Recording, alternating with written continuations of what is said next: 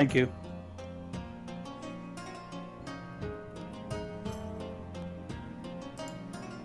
I'm gonna wait for all the adult faces to start showing up behind her. What you doing? The staff members would be entertained because they actually have a D&D group that meets at night and plays D&D over in the adult section. Oh, very cool. Where the adults camp. That's funny. The adult section I'm used to that has role playing has a beaded curtain over the door. Subtle but distinct difference. Yeah, it's still camp. I think we should petition to have this a rated G level game. I don't think we are capable. I will be G level today. You guys can do whatever you want. That sounds like free reign. You know what's funny is she said she'll be G level and then turn the mic off. That might be the key. Like I can't hurt your D&D character. It's probably a good thing she's got headphones on. Probably a good thing. Okay, so here we are. We are live, and welcome back, everybody, to the Mystic Syndicate. And with the Drunkards and Dragons crew, once again, we are playing a Princess of Celene. Now, I know on the stream it may look as though that it says this is episode 9. Actually, this is not episode 9. This is episode 10. So we will correct that. Do not fret. Do not worry. But yeah, we are on episode 10, and we are into all types of crazy stuff this evening. Tonight we are in. You all are in for a treat. Thank you all very much for joining us. And before we get started, though, I'd like to give a special thanks to Tabletop Audio. They are providing our background ambient music and sound, so we will be using that this evening. Big thanks goes out, of course, to Roll20, our virtual tabletop, and also to D&D Beyond, which is our character sheet creator as well as our encounter generator. So that is what we are using this evening. If you have a chance, make sure to go over to drunkardsandragons.com. Visit the blog, check out some of the very excellent articles that have been written there.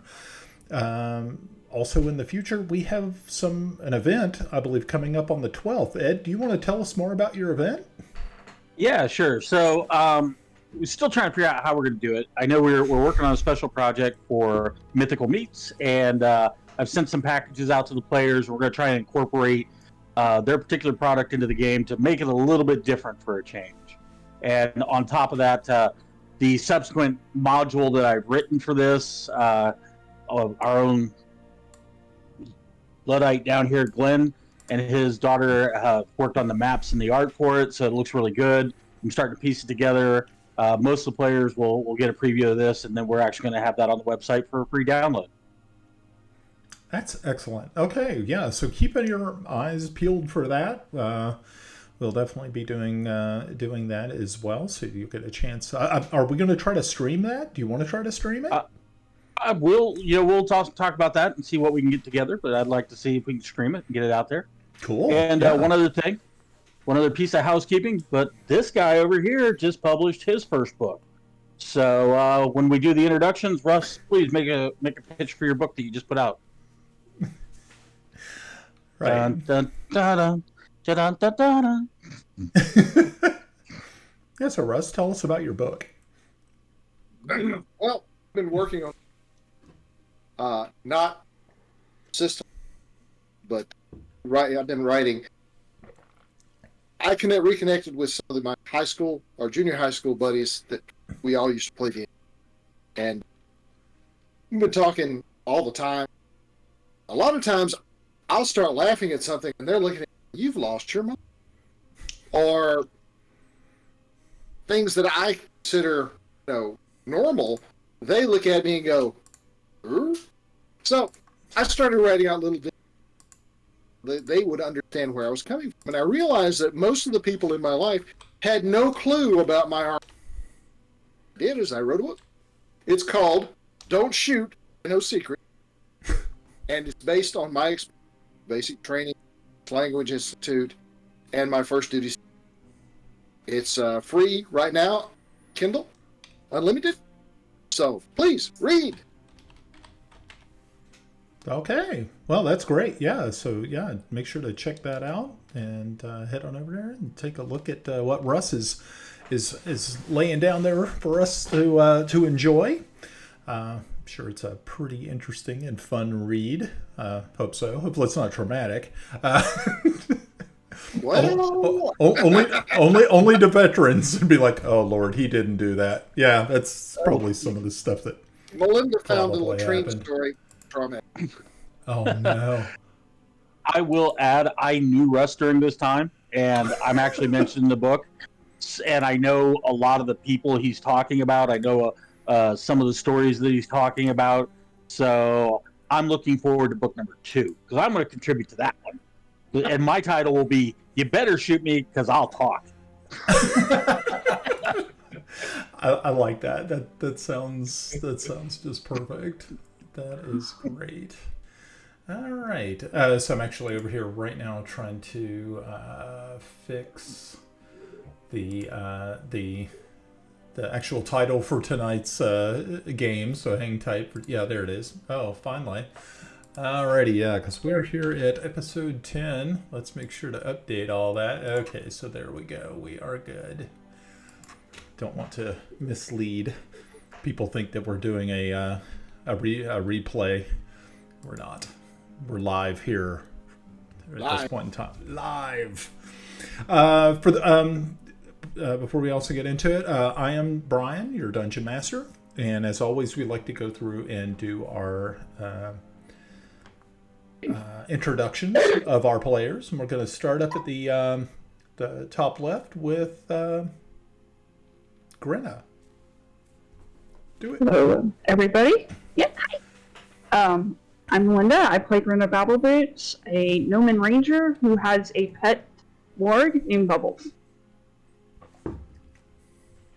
I'm Ed Bell, and I play Sir Squire Thomas Waverly, or Tomas Waverly, human fighter. I'm Russ. I play Jan Grimmer Tolfermather Halverson, who is a frost barbarian. Hello, I'm Pav. I'm playing Kellex Celene, a human paladin of Heronius, who's currently captured and tied up, not in the fun, sexy way. I'm Mike. I'm playing Kiffy Blackhammer, Dwarven Cleric of Fortubo. I am Glenn. I am playing Timble Snivenblaven, a rock gnome artist. Okay, awesome. Well, the last time that we all met, you had made your way inside of Kodal Keep, an ancient dwarven ruin right on the border of Bissell and Ket. For those people who are just joining us this evening, Bissell and Ket are at war, and the leader, the ruler of Bissell, has been captured by Ket soldiers and is being held here in Kodal Keep. Our intrepid band of adventurers have penetrated the ancient ruin in search of their ruler, their liege, and after a prolonged fight, which led to the capture of 2 of their fellows, the rest of the party was able to retreat to a safe sanctuary inside of the keep itself. And that is where we're actually going to pick up. And so, with that in mind, I'm going to give you guys a little bit more description, and I'm going to bring the map back so you can kind of get an idea of where you are at. And then I'm going to fill you in on what happens after the door to the dwarven temple closes behind you. So let's get you guys back into the map. All right. Yeah, you may have to look around for yourselves. As I had promised and as I had talked about before, we are actually going to be using our breakout room this evening because I have information that is going to be given to each an individual player this evening that will maybe make the story just a little bit more mysterious. So, with that in mind, let's talk about the map real quick. Right now we have, let me just stretch that map out a little bit more, I think, because it doesn't look like it's doing the right thing. I like to have a map that's serious here. It doesn't seem that it wants to do that. Oh, I know. I'm doing the wrong map. Huh, sorry. It's one of those things. Okay. Here we go. Cool. Okay. So, with that in mind, what you see, those who are in the Forgotten Dwarven Temple, you are right now warming yourselves by the fire that Yarn had started in the ancient fireplace using the logs that were there. It took him a little while to get those ancient logs to start burning, but after a while, with the use of his magics, he was able to do so. You all are pretty battered and beaten, tired. It's been a it was a long and trying battle, and you also, with the knowledge that you have lost Kellex and Timble. So that in itself was quite disturbing and disheartening, to say the least. So I'm going to start off with Grinna. So Grinna, if you don't mind, if you will meet me over in the breakout room. The breakout room is right under our game room, and all you have to do is just click on it and activate your camera, and I will meet you over there. Okay? All right.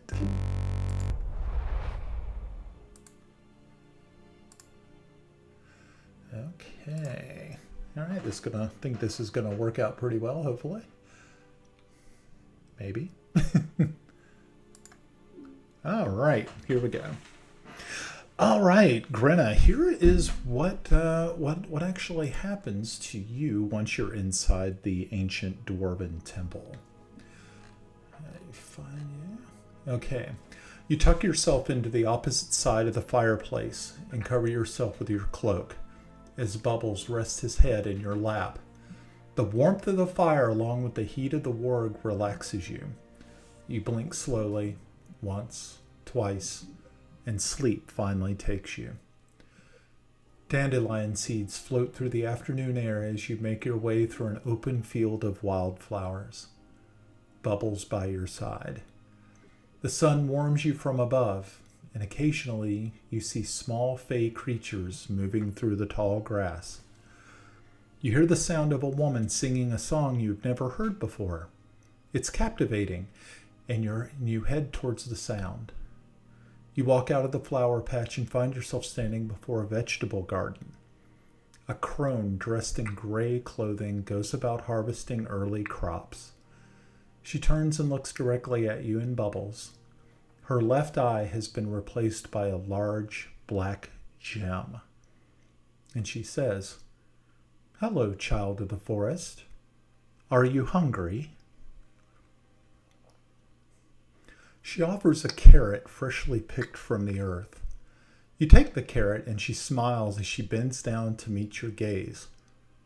But swiftly a rope wraps around her neck, and slowly the old woman drops to her knees as her breath is cut short.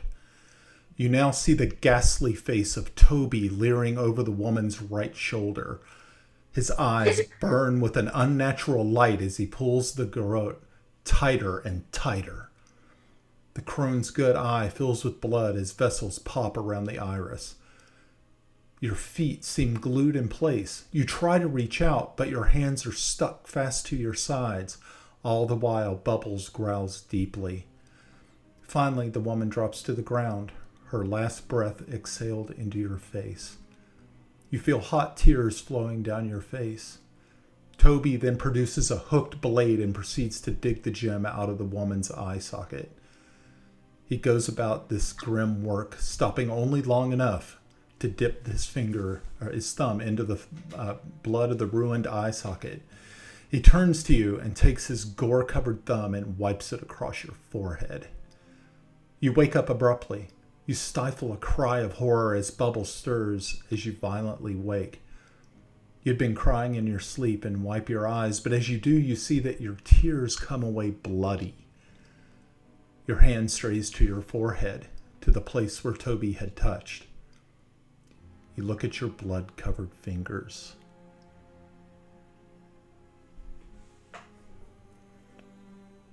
Okay, that was your dream. If you consider that a dream, we have vastly different ideas on that. Okay, that was a nightmare. Okay, fine. Fine. Okay, that was a nightmare, not a dream. Okay. Okay, so it seemed pretty real. If you will, when you return back to the others, will you go ahead and send Kiffy to me? Yes, I will. Thank you. Thank you.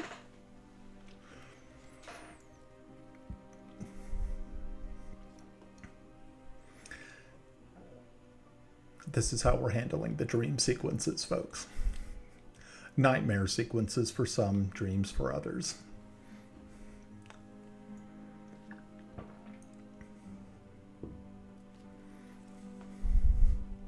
Oh. All right, Kiffy. If you can activate your camera. Yeah. There you go, bud. You got it. Okay. Okay, so you slump against the wall nearest the fireplace. Sleep takes you slowly. Your mind swims in and out of consciousness while you remember looking into Kelix's face as he fell just feet away from you. Darkness finally engulfs you. You come to and find yourself standing in an immense great hall. At the far end stands a large anvil, and the rhythmic pounding of hammers on steel reaches your ears. Standing to the sides of the anvil are two humanoids brandishing hammers. Smoke and light pour forth from a monolithic forge behind them. The forge backlights the figures at the anvil. Hammers rise and fall. Clang, clang, clang, clang, clang, clang. As you approach, you realize they look like dwarves. One is a bit taller and stops as you approach, while the shorter one continues to work the steel. You realize that he is no dwarf, but just a short, stocky human. A long leather apron covers his torso, and he holds the hammer in front of him, but not in a threatening manner. In a loud, booming voice, the man says, "Greetings, my faithful servant, and welcome to the Celestial Forge." He is now within reach, as a large, strong hand clamps down on your left shoulder. You realize that you're standing before Fortubo, the unyielding rock, the bountiful seam, the pure ore, the master smith, the stone dweller. Kiffy Blackhammer, I have watched you with great interest. You have continued to impress me and those of the Dwarven Pantheon. He casts an eye behind to the dwarf working at the anvil. You recognize him as Moradin, the chief deity of the dwarves. He looks up from his work briefly to acknowledge your presence. Your gaze returns to Fortubo. Kiffy, you are favored above many of my priests, and I shall reward you for your continued faith. You shall travel far in my service, and I will ensure that you will have the tools to finish what I have tasked you to do.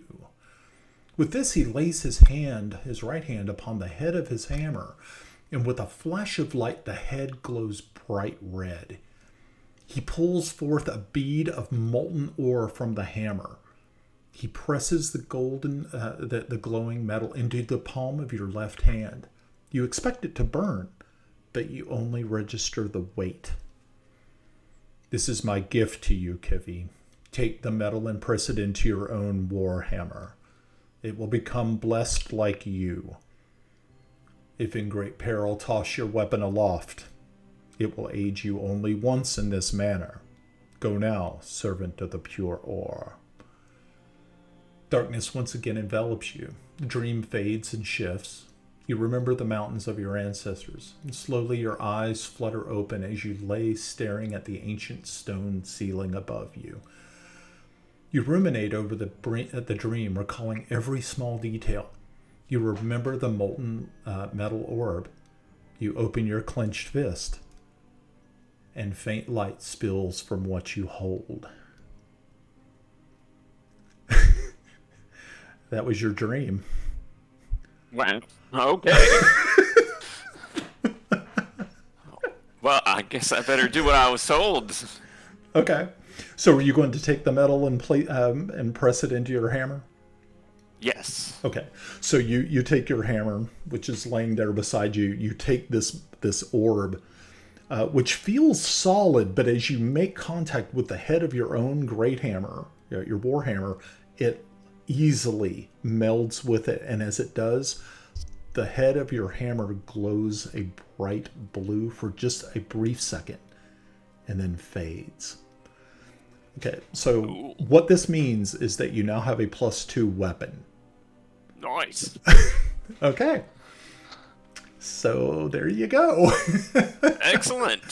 Okay. Wow. Thank you for Tubo. So Coming through clutch as always. Okay, so you can go ahead and go back, and when you do, make sure to send Yarn over, okay? All right, we'll do. Thanks.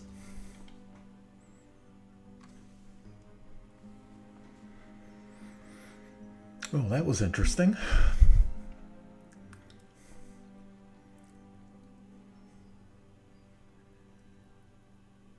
It's like Red Rover, Yarn, come over. All right, I are here. Okay, you are here. All right, welcome. Okay, Yarn, so here is what is happening to you inside of the Dwarven temple. You lay down before the ancient fireplace in the Dwarven temple to Moradin. The stone beneath you warms slightly as the heat of the fire washes over you and your tired body. Your eyelids slowly shut as you feel like your body falls into darkness. The sound of the sea crashes in your ears. Lightning flashes silently around you as you stand lashed to the wheel of a great ship. Ropes hold the wheel in place as the sea and wind lashes the ship. Above you, a flag with a field of blue and sporting a tree in its center whips above you in the storm. You're not familiar with this banner. Rain pounds the deck as waves crash over the bow. In the distance, the lightning illuminates the sea before you, and in the distance, you see a large black tentacle break the surface of the sea. Below the waves shines an eerie light. You wipe the rain from your face and realize that you are staring into a gigantic, otherworldly eye. You stir and cry out as you wake. No one seems to have taken notice as you settle back down into a troubled sleep. And there you go. That was the dream that you had inside of the Dwarven temple.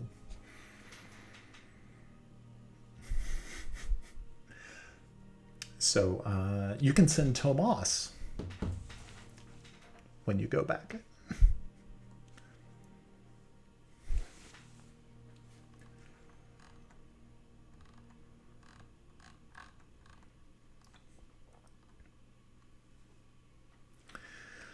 Ooh. Interesting things.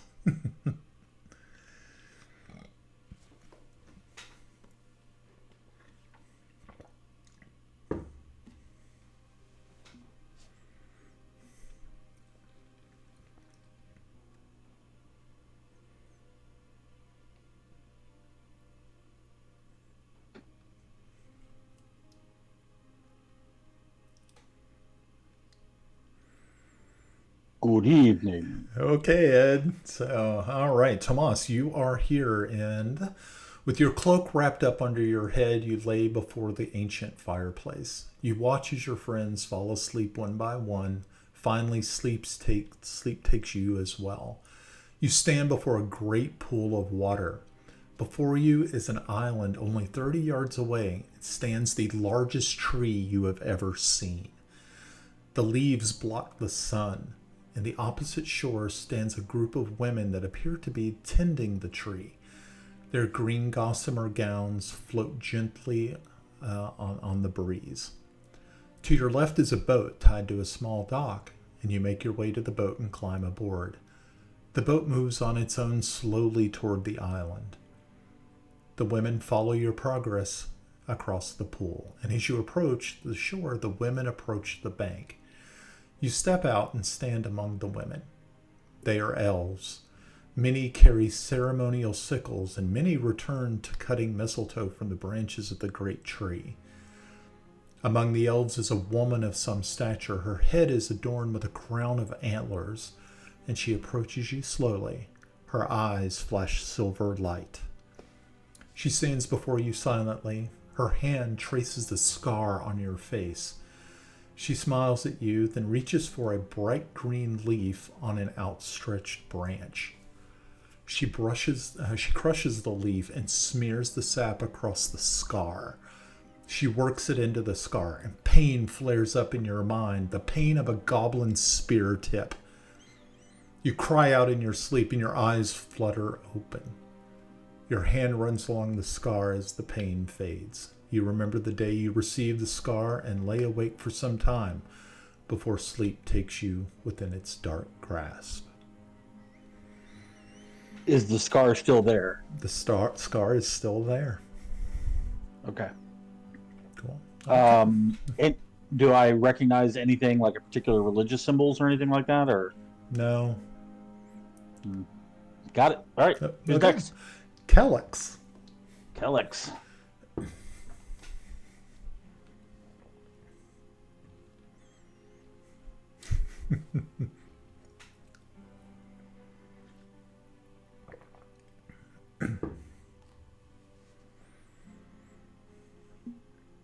I loved it so much I hit the wrong button.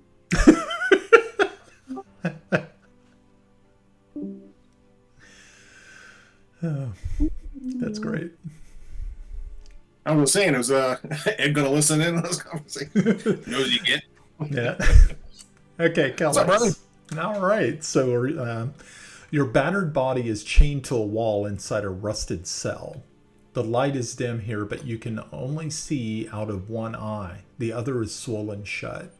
The stone floor you're sitting on is freezing, but your battered body demands to rest. And so after several minutes, you fall into a near coma-like slumber. You stand in an amazing throne room. Thousands of crystals float through the air, casting small rainbows on the walls and floor. The ceiling is made of several large glass panes that allow light to shine down into the room. You are on your knees before a beautiful polished amethyst throne.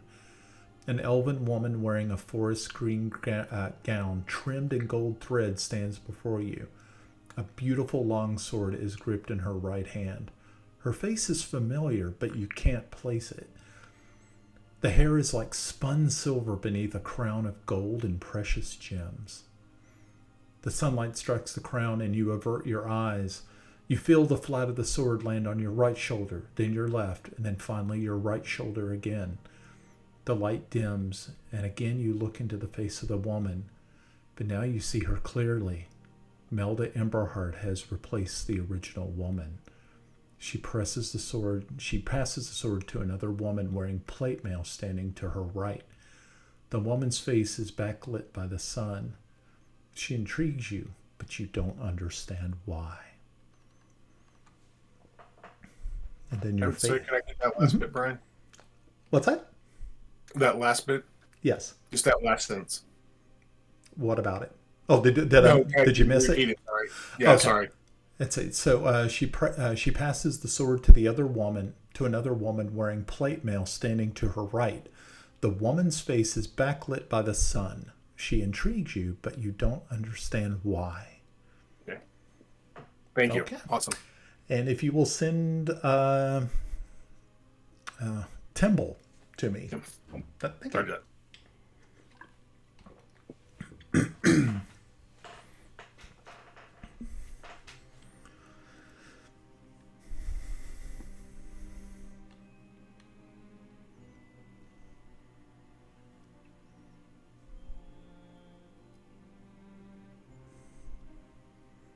Okay, Timble.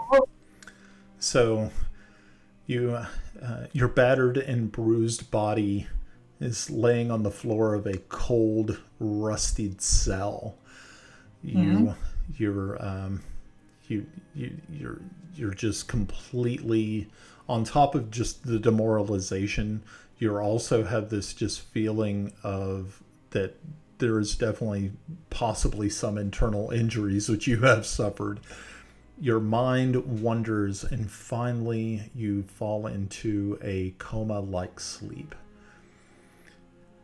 You feel as though you're falling through just darkness, just unfathomable amounts of darkness. And finally, everything, you feel like you slow. And as you do so, you're standing in just complete darkness. And then light. It's a amber colored light, and you realize that what you were staring into is an eyeball with a cat's eye vertical iris. And there is light coming from behind the eye. From the eye itself, from one bottom corner of it, you see a molten metal tear fall from it. It blinks once, twice, and the tear lands at your feet.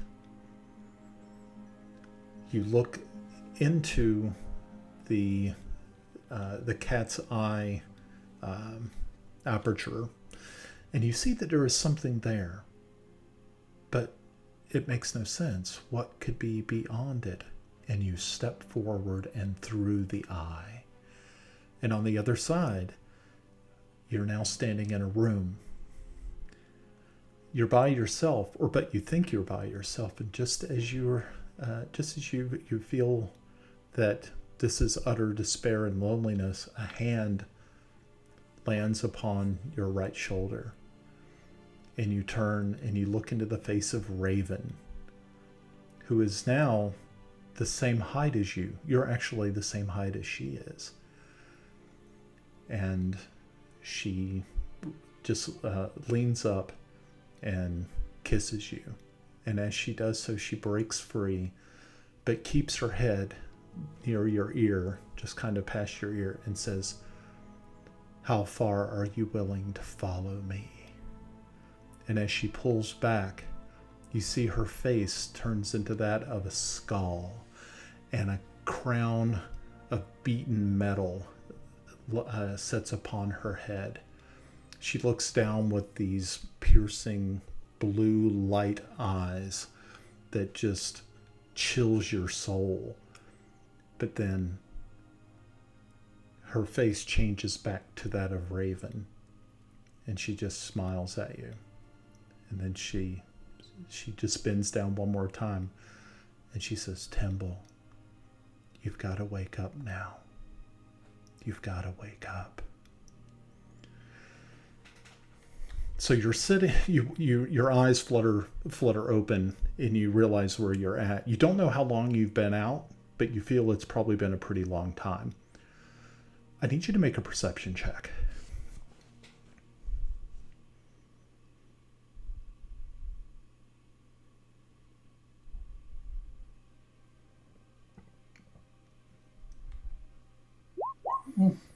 Okay. Actually, that's not bad.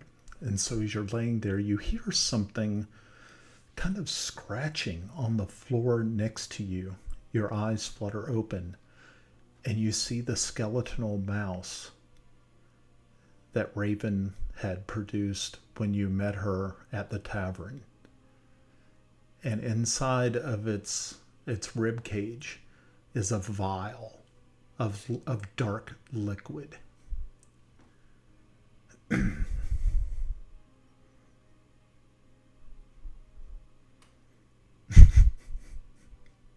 Without moving, I'm going to look as best I can to get a gauge. Am I being watched?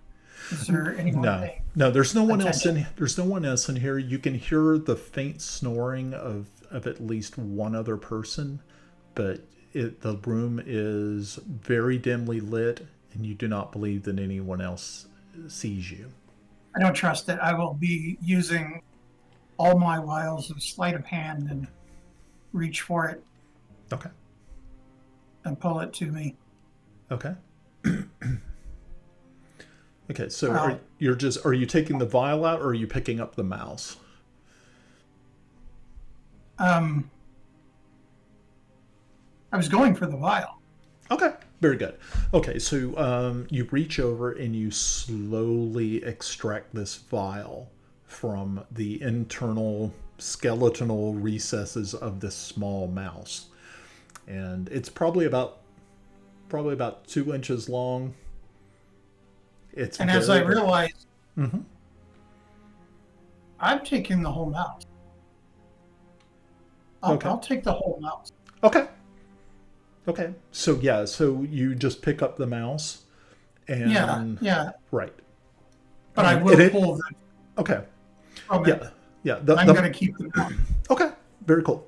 Okay, right. So yeah, you can actually put the mouse in like a pocket, the little skeletal mouse in a pocket or a bag or whatever you decide to do. Okay. All right. Anything? What's the vial look like? It just has a very dark liquid in it. You definitely know that it is not a healing potion. You're thinking it has some other sort of properties, but you're not really too sure what it is. You can make an arcane knowledge check.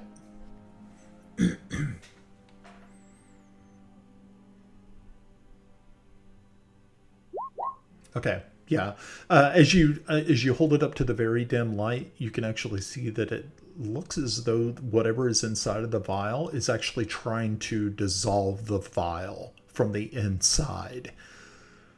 Okay.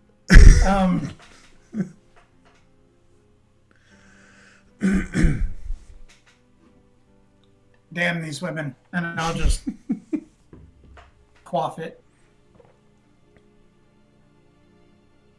I'll pop the top and pour it down my own throat. Okay. All right. As soon as it lands on your tongue, you realize that you've made a very, very serious mistake.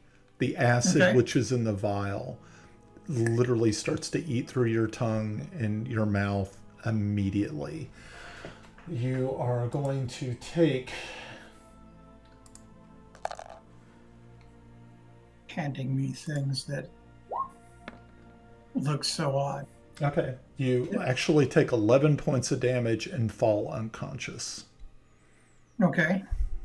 Okay. All right. Well, I guess we're going to go ahead and go on back to the rest of the group. Meet you back there. Yep. Oh, go back. Uh-oh. Okay. Wait a minute. Did they get back before or after my Stephen Hawking joke?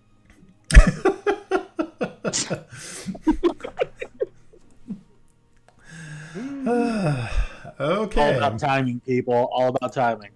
All about timing, obviously.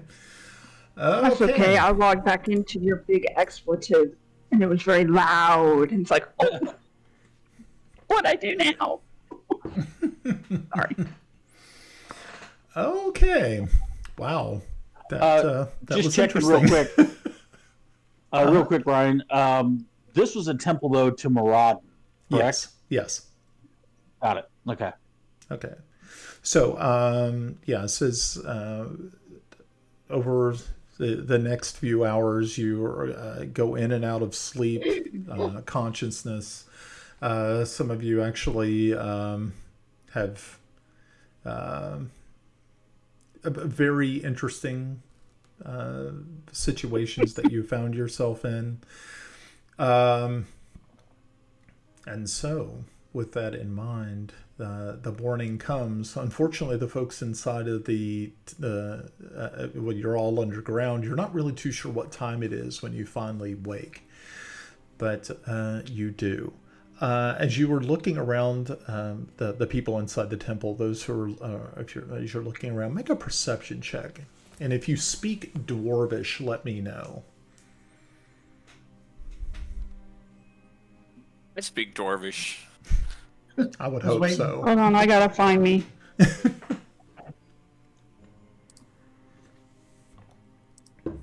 Oh, shit. Job, Kippy. Alright, I can't find. Where am I? There I am. I'm still asleep. Well, it wasn't a 1. Yeah, that's true. At least it wasn't a 1. Okay. Alright. I'm less perceptive than you. Let's see. Sorry, I had to restart my computer and it's being strange. It's okay.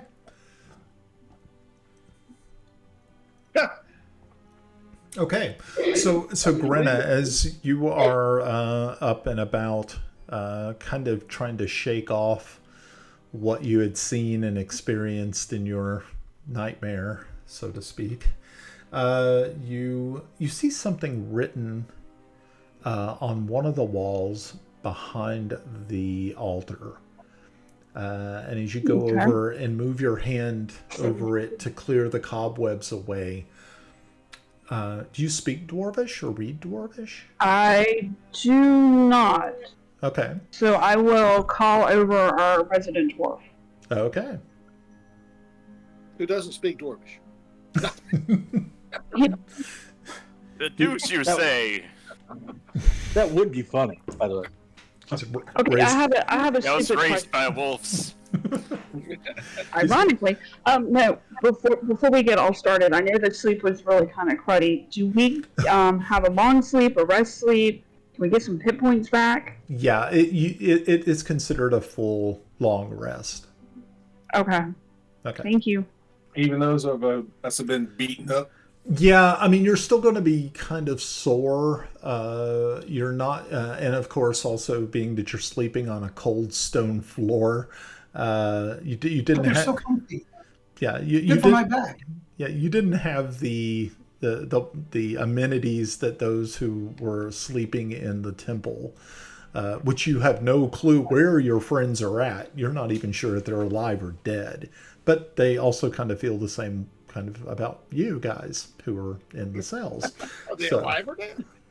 you don't know. That was a question I had, Brian. Is at the end of the last game, I did get a glance. Did we recall if I was able to perceive they were still alive or not? I think we determined I did. Right, you didn't. You weren't really too sure Okay. if they had actually survived and were captured, or were they just slain.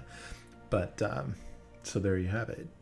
Okay. Yeah, Kiffy, you walk over and start to inspect these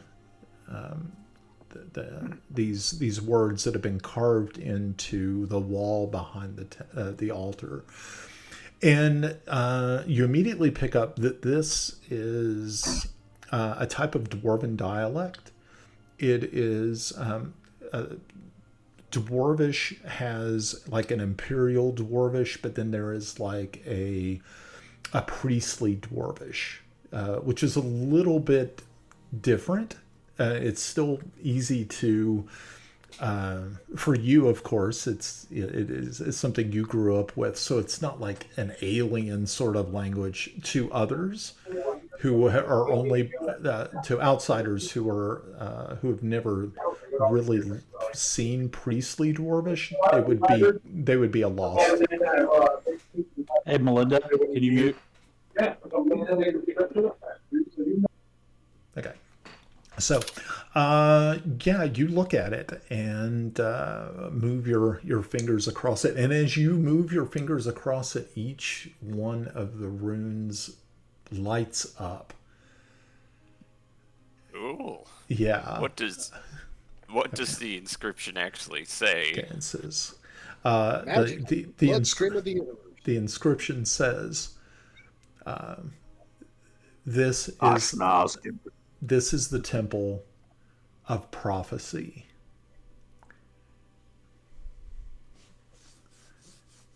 Interesting. Yeah. As you pull your hand away, the letters start to fade once again.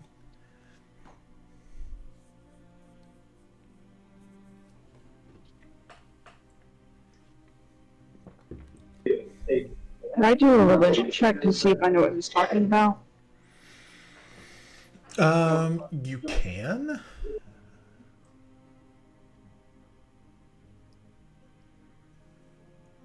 Okay. So, you have a little bit of information about this. You do realize that in certain places in O-Earth, there are ley lines that cross. And when they do, the doorways to different realms and different dimensions are thinnest, and there are some magical properties that are given to places, and this is one of those places where what you have seen is either something that has that is going to happen in the future. It hasn't happened yet, but it may possibly happen in the future.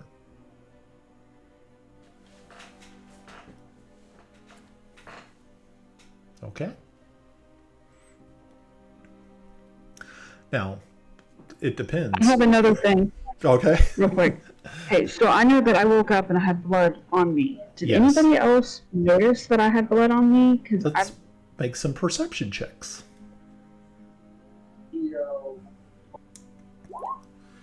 Okay, Kiffy noticed. Yarn noticed. I wasted a 20 for that. And it's actually all three of them noticed. And also realizing... Just don't care. Also remember seeing you before you went to sleep, that you were not marked in any way, shape, or form. So yes, they definitely noticed. How they react to it is totally up to them, though.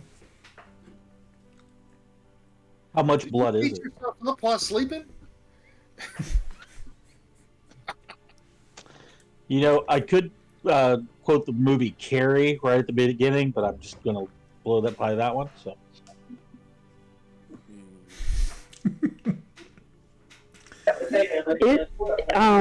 based on what happened, it's actually a pretty substantial amount. Would have been across my forehead here, and it would have run down my face. Yeah, it runs from temple to temple, and you can see where parts of it have dried down her nose and the sides of her face.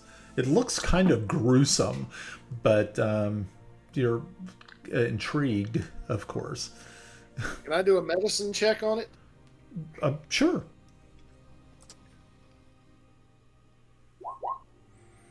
Okay, Yeah, I'm really good tonight. Okay. Yeah. As you're sitting there looking at it, Yarn, you're realizing that this is not her blood. Even better. I'm reaching up. Is my scar bleeding?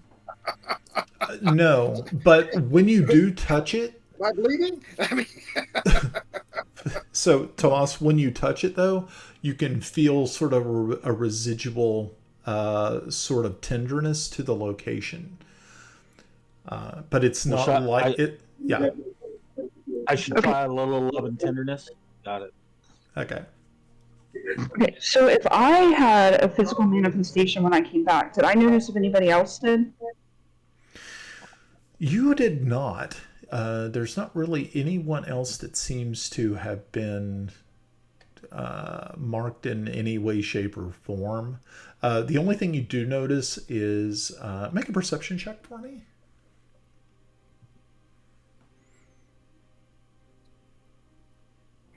Okay. Unfortunately, no. In the dim light here, you're not really able to see if anyone else was similarly marked with blood or other personal fluids.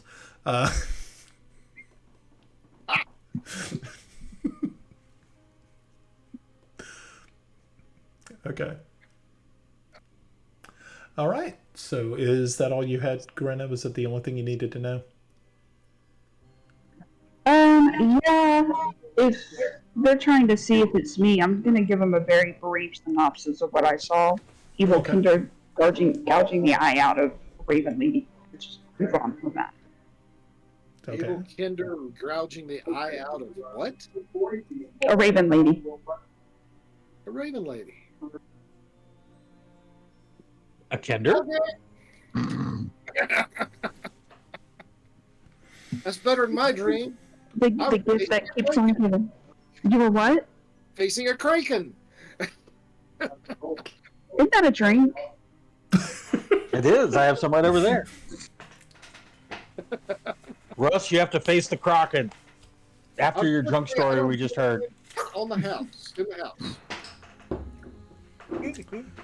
All right. So we have rested. We are ready. Are we ready? And Okay. And the only way out of here is through the door, right? Correct. That we know of. That we know of, or have we already checked? Let's look for another exit. Okay. So you can go around and investigate. Make some investigation checks. Start moving stuff around.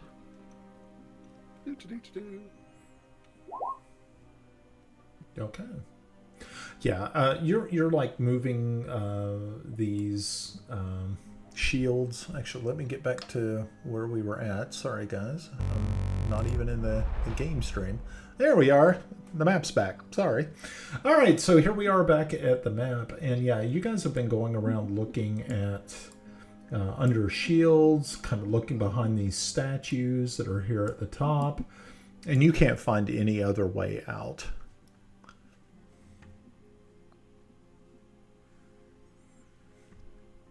Okie dokie. Okay, so I still have the key, right? You still have the key. All right. Is there a key place on this side of the door? There is. All right. We ready? Okay, well, chances are they're all going to be waiting for us outside this door. Who's going first, and what's the game plan other than try not to die? I think try not to die is the best game plan we have at this point. Sounds like a good plan to me. I probably should go first. Or Tomas. I would I forgot. say fighters should go out first. Okay. So before we do that, I would like to quickly pivot over to Kellex. Okay, so Kellex, you come to in your cell and look around briefly, and as you do, you see off to the side a small unmoving figure who is probably no more than, let me just see if I can bring your map up over here. Yeah, you see he is actually directly across from you, and from what you can tell, it is it is your friend Timble. And Timble, his eyes are wide open. He is laying on the ground, and there is like a reddish foam coming out of his mouth. He doesn't look good. He looks like he's in a really bad state. And as you come to, you see that there is a guard who walks up to Timble's little cell, and he's holding a bucket of water, and he just splashes it on him. And you see Timble's little form just shake violently for a couple of minutes, but he still lays there. And you're just thinking the absolute worst. You see the So yeah, when I wake up, I kind of wake up with Melda's name on my voice, and when I look around, and then when I see the guard, I kind of struggle a bit. And then I realize that obviously I can't go anywhere because I'm chained to the wall. Yeah. I look at the guard, you vile ass. He needs help, not water. He just sneers at you and says, "You should be happy that he got that." He says, "We should have killed you when we had the chance, and now we have to take you back home.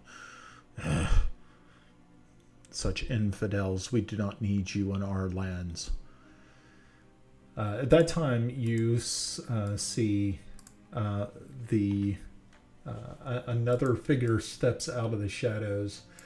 The mage that you had saw before, and he quickly raps on the bars with his cane or his staff, and he says, "So you thought you were going to come here and rescue your liege? Isn't that comical? Such a shame.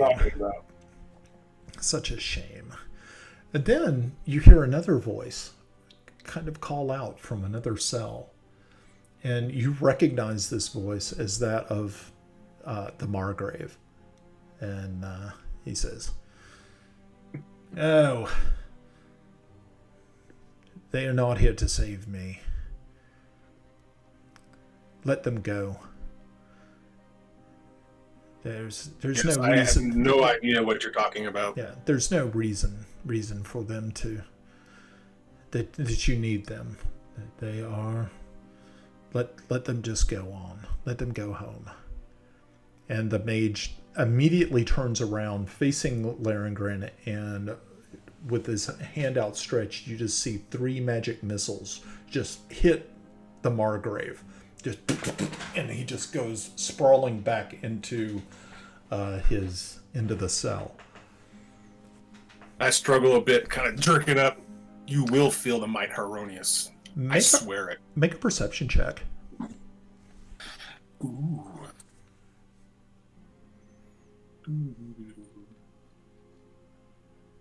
Ah. Oh. Ouch.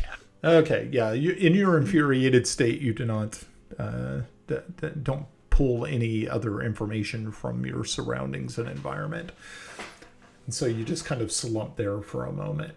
Every once in a while, just taking a quick look over at Timble, and kind of cursing to yourself a little bit. But again, your mind goes back to the dream.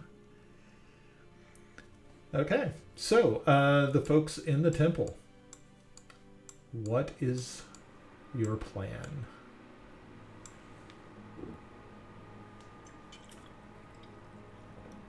Well, I am incapable of subtlety, so I don't really have a plan other than let's go break some people's skulls. Okay. I can support that. I'll open the door, Kiffy, then Brenna, and Bubbles. And Brenna is muted, so she has no idea what we're talking about. What about, Tomas? Well, Muted it. actually, no. Tomas should be first, then Yeah. Kiffy, then Brenna, and then me.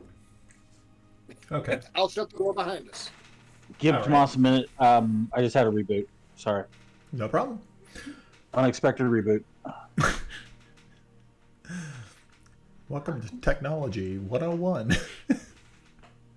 Kids don't surf porn while playing D&D. I'm just glad I can play in the middle of backwood Alabama.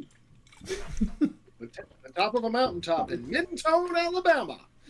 Ah! All right. They paid a lot of money to have Wi-Fi internet put up here last year. Wow. Might as well abuse it. Yeah, right? Do we have a new map up?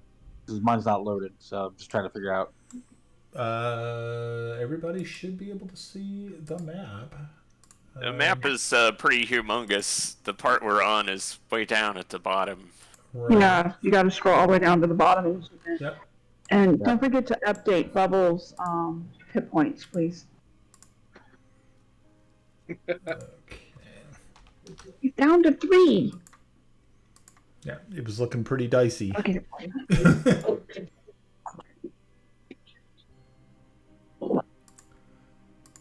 All right, so Tomas is the number 1 guy. I'm still waiting for the map to load, but I'm back in the game. So. Okay. Yes, you're first because you always want to be special. Oh, I am special ed. Okay, so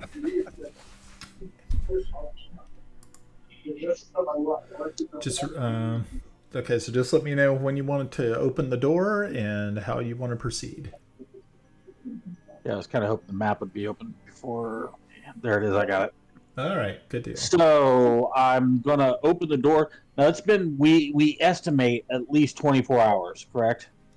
You're thinking it's more like probably more like 10. Okay. I have a stupid. Time is I have a strange stupid- here. I have a stupid question. Okay. Why don't we open the door and have the wizard send out like a fireball or something through the door before we go through? Because I'm limited on the number of fireballs I have.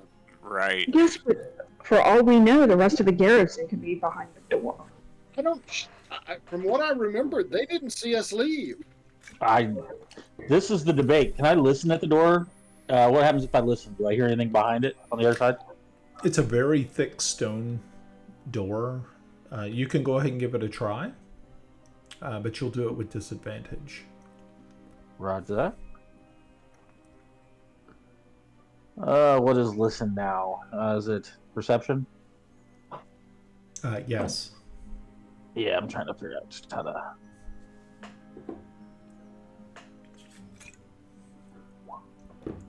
Okay. So yeah, you listen, and as you are listening, you think you hear the sounds of like footsteps on the other side, but you can only pick up one pair. All right, I'm gonna do the tactical thing and do a quick countdown to everybody, and I'll be like 5, 4, 3, and on 2 I'm gonna open the door in case one of them are spies. In case one of them are spies. Okay. Yes, we're gonna scream through the concrete wall. All right. So yeah, the door opens down here, and you hear Bubbles start with a very low growl, and starts to make his way out or approaches the doorway. His hackles all up, and you can hear that low, throaty growl, sort of like. As As my move action, I'm gonna move through the door, so okay. that opens it up for me. I'm just gonna get a peek real quick. What do I see now? Okay. All right, so you see immediately that there is a warrior right in front of you. He looks like he's half asleep, like he's been waiting for you. You also notice there is an archer standing over here and another armed individual up here. So we need to roll initiative. Make sure to click on your icon so that you can get in the initiative. I am clicked. Click, click, click. I'm a dying cockroach.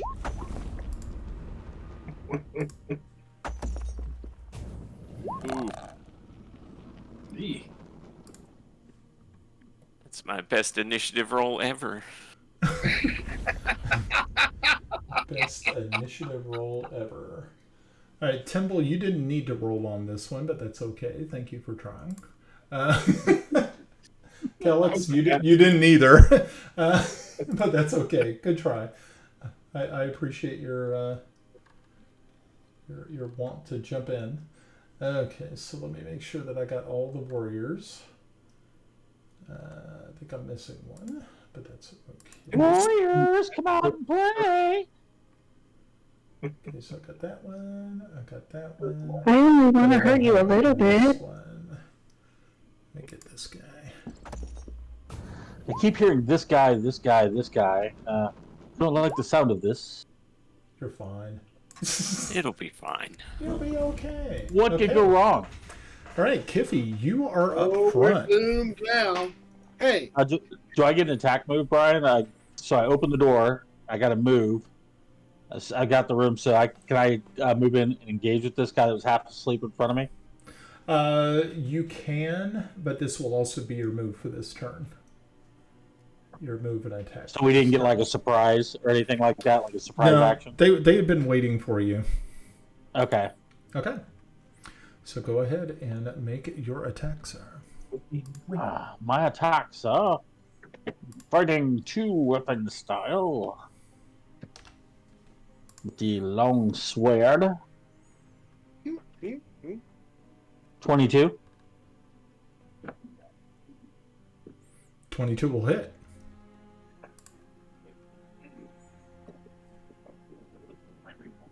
$13 points of damage. All right, very good.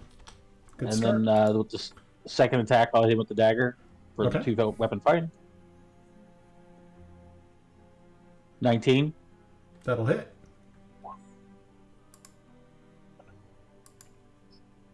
For 9 more. Okay. Jumping out, Squire Waverly. Whoa! Oh no, he disappeared. Hold on. I must have hit the wrong. I hit the wrong button there. Hold on one moment. I shall find him. so if they run away and disappear, that's good for us, right? Yeah, I like yeah. disappear. You can keep him disappeared. You like Disappear. Disappear. Do I get the experience though? No. Let me find out where he was at. Yeah, he just totally disappeared off the map. So hold on, let me put him back in. Silly thing. Okay, cool. And I'm gonna put him in. All right, good deal. Okay, so actually this warrior is going to go first. How much? What was it? Let's see. Hey, Melinda, you're up again. 30. Thank you. Okay, and he let's see. I think you did 22 points of damage total. Yes, sir. I think it was 22. Okay, good deal. All right, so he is going to also strike at you with his long sword, and that will be a miss. Okay, so because he missed, hold on. I picked up a new one. Hey, Melinda, you're still alive over on that side, so hold on. I can do when a creature misses me with a melee attack, I can use Repo and spend a superiority dice to make a melee weapon attack against him. Okay. If I hit I roll a d8 and add the d8 to the damage. Okay. So let's whip this out. Excuse me while I whip this out. All right. That'll hit. And then I need another d8 to add on to that. 11 plus a d8. So an additional, I did 13 points of damage more to him. Okay, and so you literally cut this guy down, and he is dead at your feet. Okay. Gotcha. Good deal. And I used one superiority dice for that. Okay. Out of 4. All right. Good deal. Kiffy, you are up. Man, Tomas is a killing machine. Yeah. Okay, so it's the door, like in between these two squares. Yeah. So it's like right that's here. like Yeah. Okay. So, okay. So Kippy, So you walk that's- out and you can see this guy here. You can see him here. And I think you can actually see that there's a guy standing way at the bottom of the hallway here. Who has Well. not... taken notice of what's happening. Okay. Well, I have enough move to get to the archer, and that's about it. So let's go over here Okay. and let's try out our new toy. Okay. Give it a shot. I had a really good dream. Yeah, yours was actually a dream that was not prophecy. It was more like So 15. different. 15 unfortunately will not hit. Wow. Unfortunately. Okay, I'm gonna use a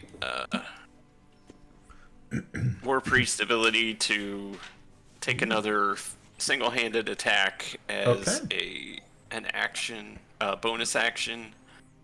So let's try this again. With less missing, hopefully. 16 this time. A 20 will There work. we go. Okay. Well, there you go. Okay, so that's 6 points of damage. Okay. So that is 6. Okay, very good. Thank you. I kind of feel embarrassed now following up Tomas with that weak sauce, but you know, it is what it is. Okay, Yarn, it is your turn.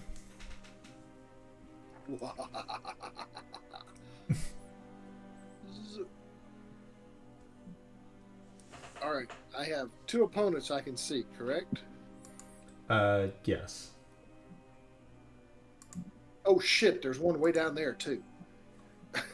Yeah. So I'm going to step here and get out of his line of sight. Yeah. Do you still have light on?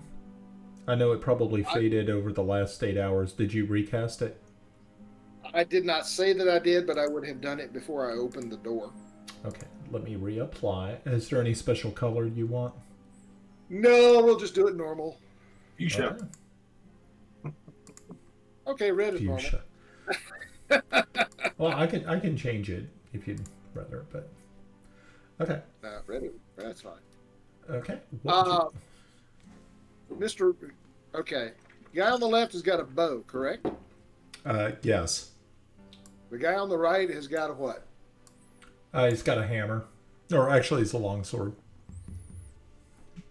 Okay, I am casting Flaming Sphere. Okay.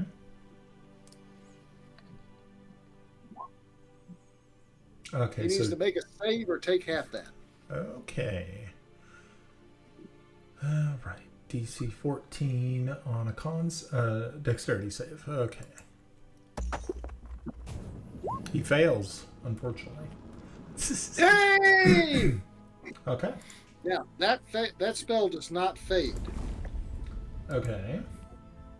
But you have to make a concentration check to control the sphere, right?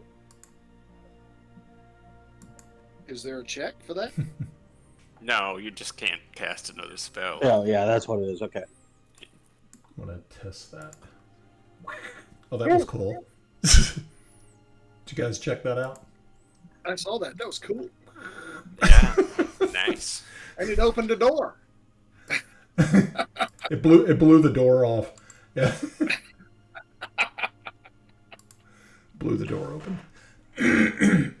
Okay, so how much damage did he take? 4? No. 8. 8 damage. 8 fire damage. 8 fire damage. All right, good deal. Feeling fire. Okay. Let's see. Okay, this warrior is going to use his short sword against Kiffy. Let's see if he is... Do I not get to go? Where are you? Oh, Grenna, I'm sorry. Okay, Grenna, sorry. Sorry. Back that truck up. Back that truck up. No, you're fine. You're fine. All Okay, right. Grenna, so... it's your turn. So you can... Yeah, Thank you. Yeah, you also... Remember, you also have bubbles. Right. All right. So I'm going to cast Ensnaring Strike onto my bow and arrow. Okay.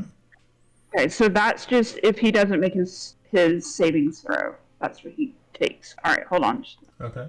I did that backward. I apologize. It's Okay, okay. so I'm going to step out. Okay. And I'm going to aim for Red Cape, because nobody has hit him yet. Okay. Nope, I hit the wrong button again. I'm sorry. Jeez. Oh, all of that and I missed. Yeah, unfortunately you missed. That's okay. It's fine. Right. What's Bubbles Bubbles up to? is going to come up here. Yes, no, I don't want him in striking distance with two people. Well, I don't think he really has much of a choice. I guess he'll go after Red Cape. Okay. Go ahead and make your attack. Oh. Werewolves of London. Oh. Okay, let me roll that attack. I don't think you have that. I think that's a. Let me bring up Bubbles. I forgot all about making sure I got the Bubbles up here. Okay. Wrong one. Okay, here we go. Okay, let me find Bubbles. Bubbles. My range.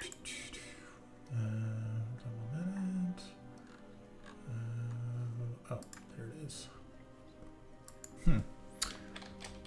All right. Okay, so yeah, Bubbles runs up, jumps, and it makes his bite attack with a 14 and unfortunately misses. Actually, he's able to grab on, but he's not able to get through the thick armor of 14. And also, he kind of backs off a little bit because there is some he is actually on fire. I mean, there is like flames. So I forgot that he was the one that was on fire. Yeah. Can you check the other dude? No, I'm just kidding. No, too late. No. I forgot that he was on fire. That's okay. Yeah. Okay, so Now I have a question. So, yeah. If Bubbles is actually running at these people and trying to bite them, does he not kind of like hit them and bounce off, or because if a dog is running at you and misses, he's still going to impact you kind of and knock you a little asunder. Or the guy goes like this. Well, yeah. Yeah. I mean, but yeah, this guy's pretty heavily armored. Okay. And it was just a question I had last time. I Really, thought I'd ask. It's cool. Okay. Now you can go, Kiffy. Right. So yeah, this guy is going Kelly. to attack Kiffy with his long sword. All right, and 14. I don't think that hits you. It does not. All right, good deal. Excellent. Okay. Did he move? And Yarn was down there twice. Don't know how that happened. You have a guy right in front of you, Mike. Yeah. Okay. All right. So we're okay. So the one that's on fire is going to make a Constitution check and see if he is going to. Okay. He's actually going to take the time to try to put the flames out, pat himself down. So he is not going to react this turn. Kiffy, it is your turn. Okay. Well, let's keep chipping away at this guy. Okay. Man, not really rolling too great today. No, unfortunately, you're just not making it stick. Well, might as well use these war priest abilities while we got them. No sense holding on to them if we're dead. And that will hit. Yeah. And bottom rolled the damage again, of course. All right, so you rolled a 6. Yeah. Okay, good deal. Okay, Grinna, it's your turn. Yeah, I'm gonna fire Red Cape again, and Bubbles will go after our tree guy. Okay. Let's see. Okay, that'll hit. Ouch. Not so ouchy. Okay. Alrighty. Not too bad. Okay. What is Bubbles up to? Okay, he's going to make an attack on Against the green guy. against Green Guy. Okay, he rolls a bite attack and misses, unfortunately. Okay. I thought you were hungry, puppy. Yarn, it's your turn. Okay, I am going to use the same spell and ram it back into Red Cape. Okay. So he needs to make a dexterity save. Let's find him. That'll be a 17. I think that'll beat it. So how much Okay. damage are we talking about? Okay, how do I roll 2d6? Lower left-hand corner of D&D Beyond. See the red circle with the pointy-sided dice in it. Click on that. You could also just in roll 20 Yeah. Yeah, you can do it /R and then whatever your Yeah. dice formula. 2D whatever. Okay. So there he you go. takes So 2.5. takes 3. He takes 3. Okay. Very nice. Okay. Almost living it, Dungeon Master. Okay, that warrior is going to attack Kiffy. His long sword. And that is a 23, so that is definitely going to hit. And he is going to do 5 points of damage to Kiffy. Tomas, it is your turn. Okay. Is Red Cape not gonna go? Red Cape's at the bottom. Yeah. Oh yeah, that's He right. was- Okay. He was putting himself out. Yeah. Okay. I'm sorry. Yeah, hold on a second. I'm going to.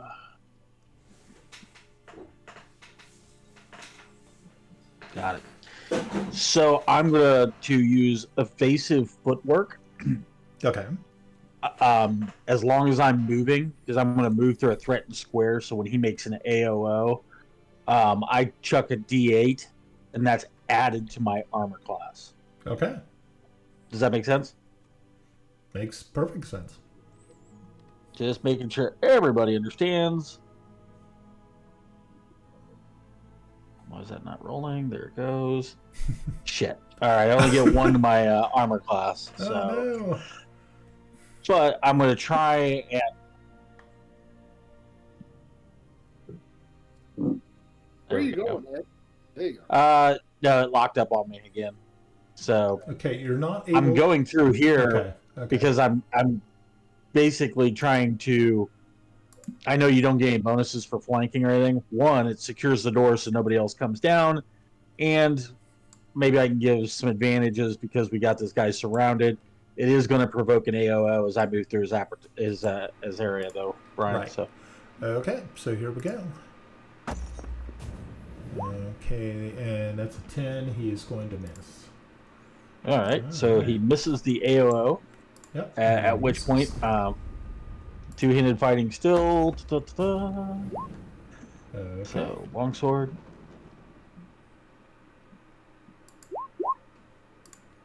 All right. 17. Does that hit? 17 will hit. Right. For 14 points. That'll do it. And when you say that'll do it, does that kill him? No. Okay. That'll hit. I got you. And then with We were the all getting dagger, excited there for a minute. that'll hit with the dagger, Okay, that'll hit. and for another 10 points of damage. Okay, that will kill him. I softened him up for you. Like hamburger, you gotta beat him up a little for tenderization. And I'm gonna toss a perception. I didn't intentionally look, but as he dies, do I get a perception to see if I see the guy down at the end of the hall that's about ready to shoot me? He can't reach you. You're too far away. Yeah. No, he can get me. No, he can shoot me get from you. there. But you were really kind of more focused I got on it. this guy, so yeah, you wouldn't have that option. Okay. And by the way, Uh-huh. you softened him up, so you're the anti-fluffer, Mike. Anti-lover. Fair enough. Okay, so this guy right here is going to attack, and he's going to attack Bubbles. Aw. Miss. And that is a 14. And Bubbles has a 13 armor class, so he is definitely going to take the hit. And Bubbles is going to take 8 points of damage. Okay. So I have.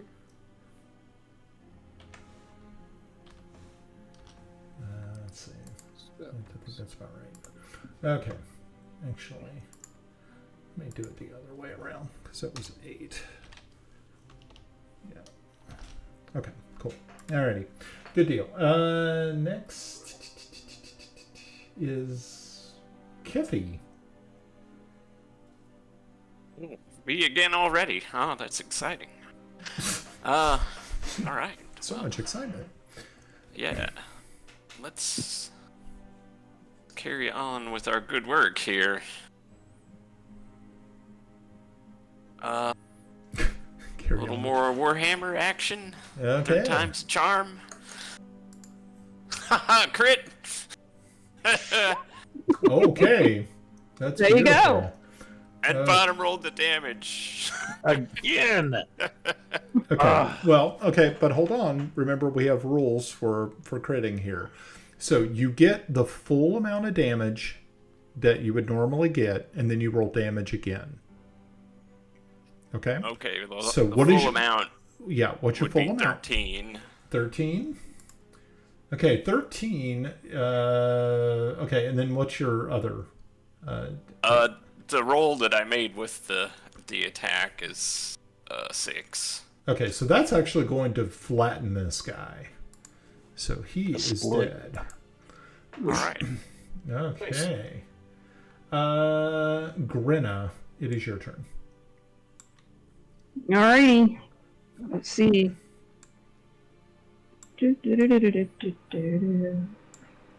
Minute.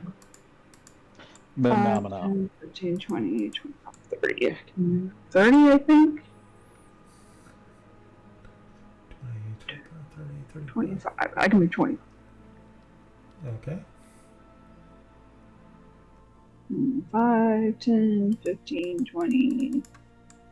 Well, I can't share. I'm going to go here. Alright, so that's my move. Okay. Because I don't think that he is within range of my ability to shoot. Oh, yeah, he is, just barely. 80 feet. Just barely. Let's see. You could have told me to duck and shot over me. Well, I could just shoot between your legs. I Yeah, mean, it's not like you have anything important there. unfortunately, Well. an 11 will not make it. Okay. That's what she said. Bubbles, I'm sure, is smarter than the rest of us. So, There's brilliance right there talking. hold on, because I just realized what I should have done. So I'm going to have Bubbles do that instead. Bubbles is going to go back into the room. Okay. Do And shut the door. no, and come out at the door that all the other people came out of. Okay. Does that make sense? That's That's a fine. lot of doggy thing. Well, you know, Okay, so I can't move him. He has a 50-foot speed. You can't move him? Oh. Hold on one minute. Let me Hit the just- button. Shrimp. Shrimp.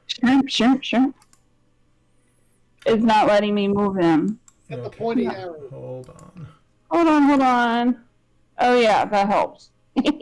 What happened? I'm being stupid. Oh, okay. How much did you say? 50? Yeah, 50 feet is his speed. You didn't say 5, you're all- 10, 15, 20, 25, 30, 35, 40, 45. Okay. Alright, I'm done. Good. Okay, Yarn, it's your turn. Okay, zip. And that's 20, 25, Nice. 30. And the fire thing is 1, 2, 3 squares south of Bubbles. That's where the Okay. fire. Okay. Hold on 1 minute, and I can get you a.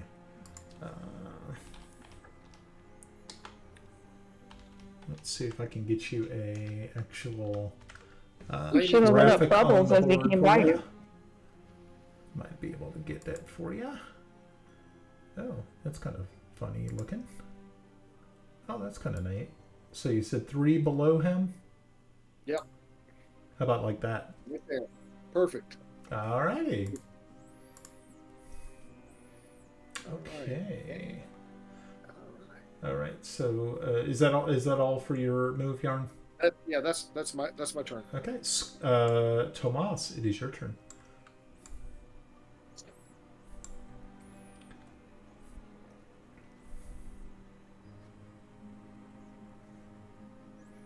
Tomas is missing. He disappeared. Run away!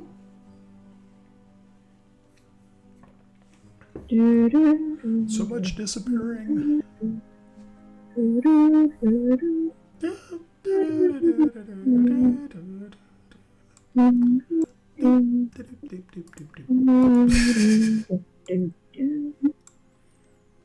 So, has anybody got any like disturbing stories about Ed? I mean, Molly's not here. I don't have any about Ed, but I have a weird story about one of my students. Oh, I don't know if we can share that. I'm sure there's a confidentiality issue about the agreement. Oh, you never use names. Well, that's kind of important. Okay. Yeah, well. I have lots of stories about Ed, but they're not permissible in a They're not appropriate. PG-ish. Yeah. Not for public knowledge. Yeah, when we were in the Army, we did way too much stupid shit. Let's be frank. Totally understand. Only in the Army? No, we did stupid No. shit in high school too.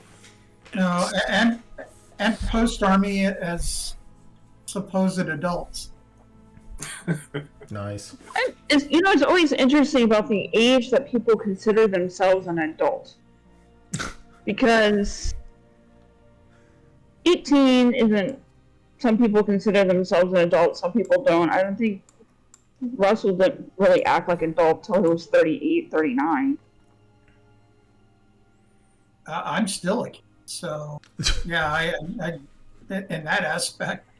But when you're in your 20s and 30s, I guess it sort of counts as adulthood. I guess.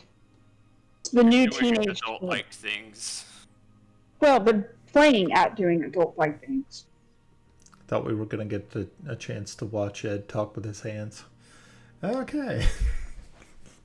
Well, let's see if he remembers he's muted. Yeah, let's see. Oh, Apparently darn. Hey, Ed's back. Good thing I didn't bet on it. All right, Hey, Ed. you're it. It's your turn. Ed, it's your turn. All right. Oh, sorry about that. I was way down at the bottom. I was like, oh, man, I got a few minutes. All right. All right. Let's see what we got here. When nature calls. All right. She's. We still got that. Is that the only person I see down that hallway? Yep. Mm-hmm. All right. And that's it.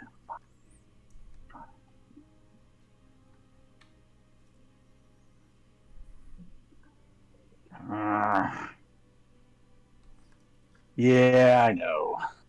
Yeah, he's 80 feet from me, so. Yeah. And I'll throw a dagger at him. Maybe that'll break him from. Okay. Actually, hold on.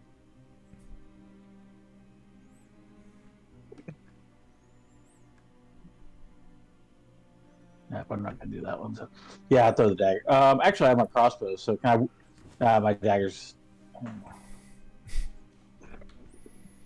Yeah, dagger's better odds. Okay. Throws the dagger. That'll Assuming hit. 22 will hit Yeah. for 7 points. Nice. Very good. Okay. And of course, I just realized I crossed the door, so. Nope, didn't cross the door. Good, perfect. No. Yeah. So.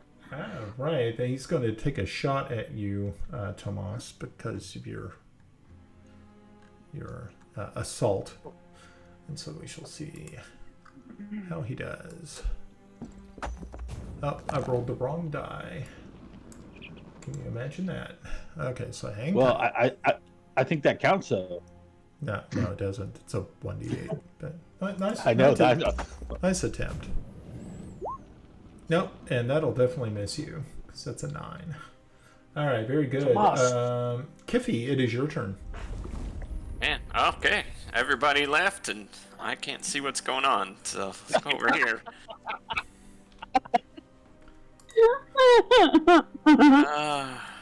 Come, D'Artagnan, we are saving the king. Something up this hallway. Okay, I see. There's something up that hallway. How about?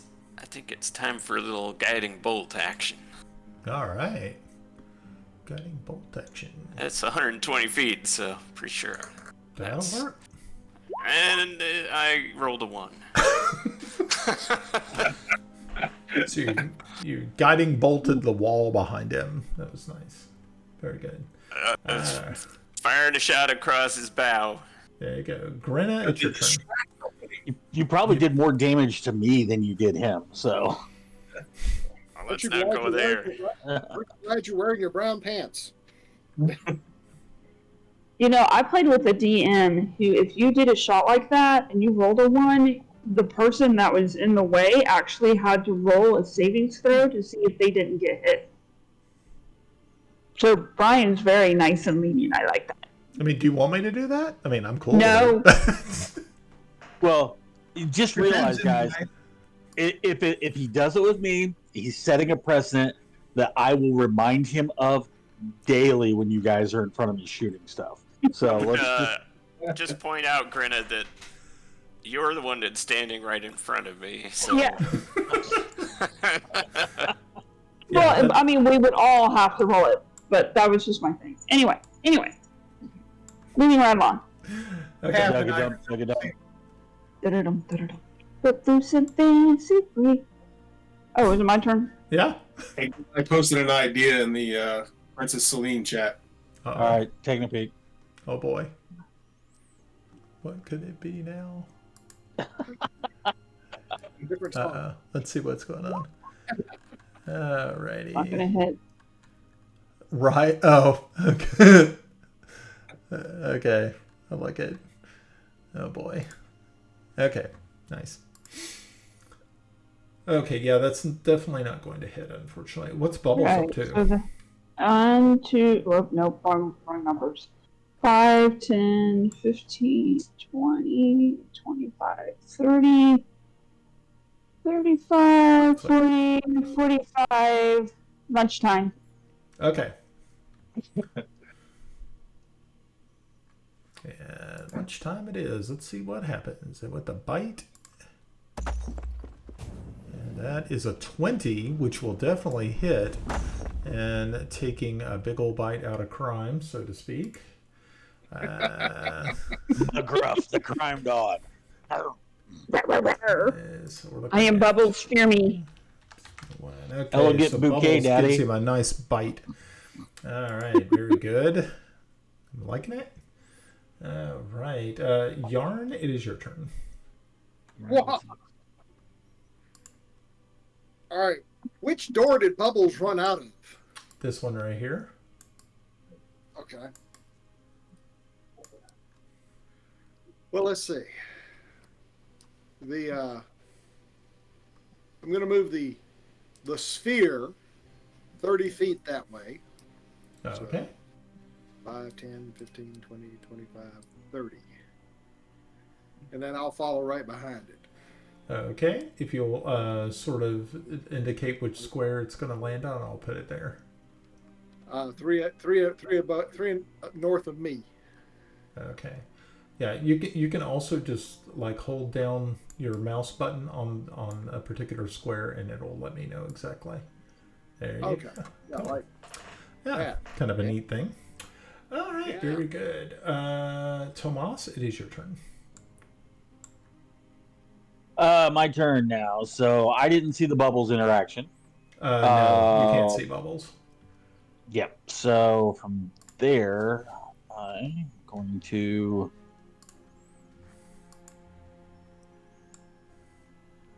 My distance.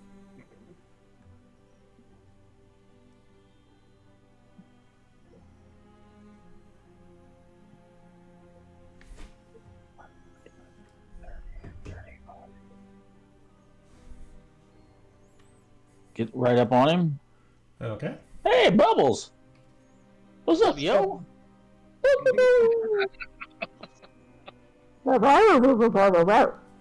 Ruh-roh. All right. I don't have my dagger because I threw it earlier, so I'll be Right. one-handed fighting, but that means I get to add +2 to my damage. Okay. So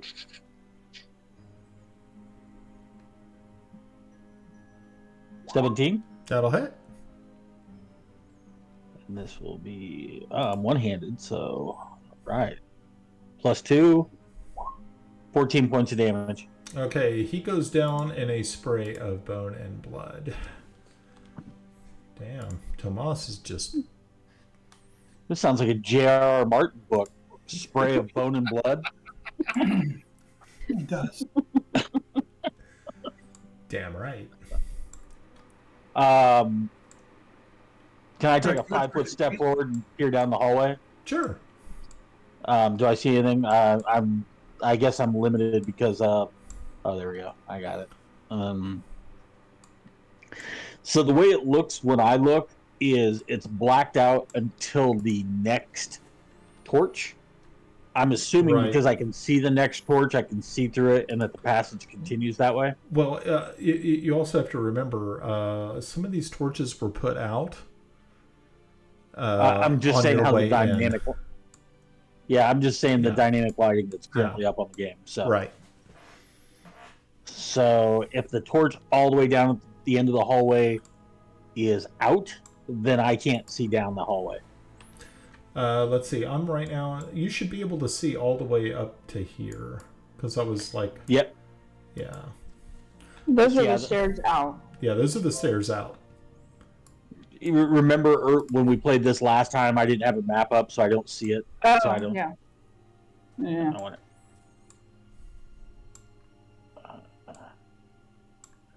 That's kind of weird. Why is he not letting me move over this way? I accidentally moved my. I was on the other side of Thank you. Bubbles, and I accidentally moved my icon. It won't let me move it again. Can you bump it back over, Brian? I wasn't trying to peek down the other hall. Okay. It's a po' boy. Ooh, Nice.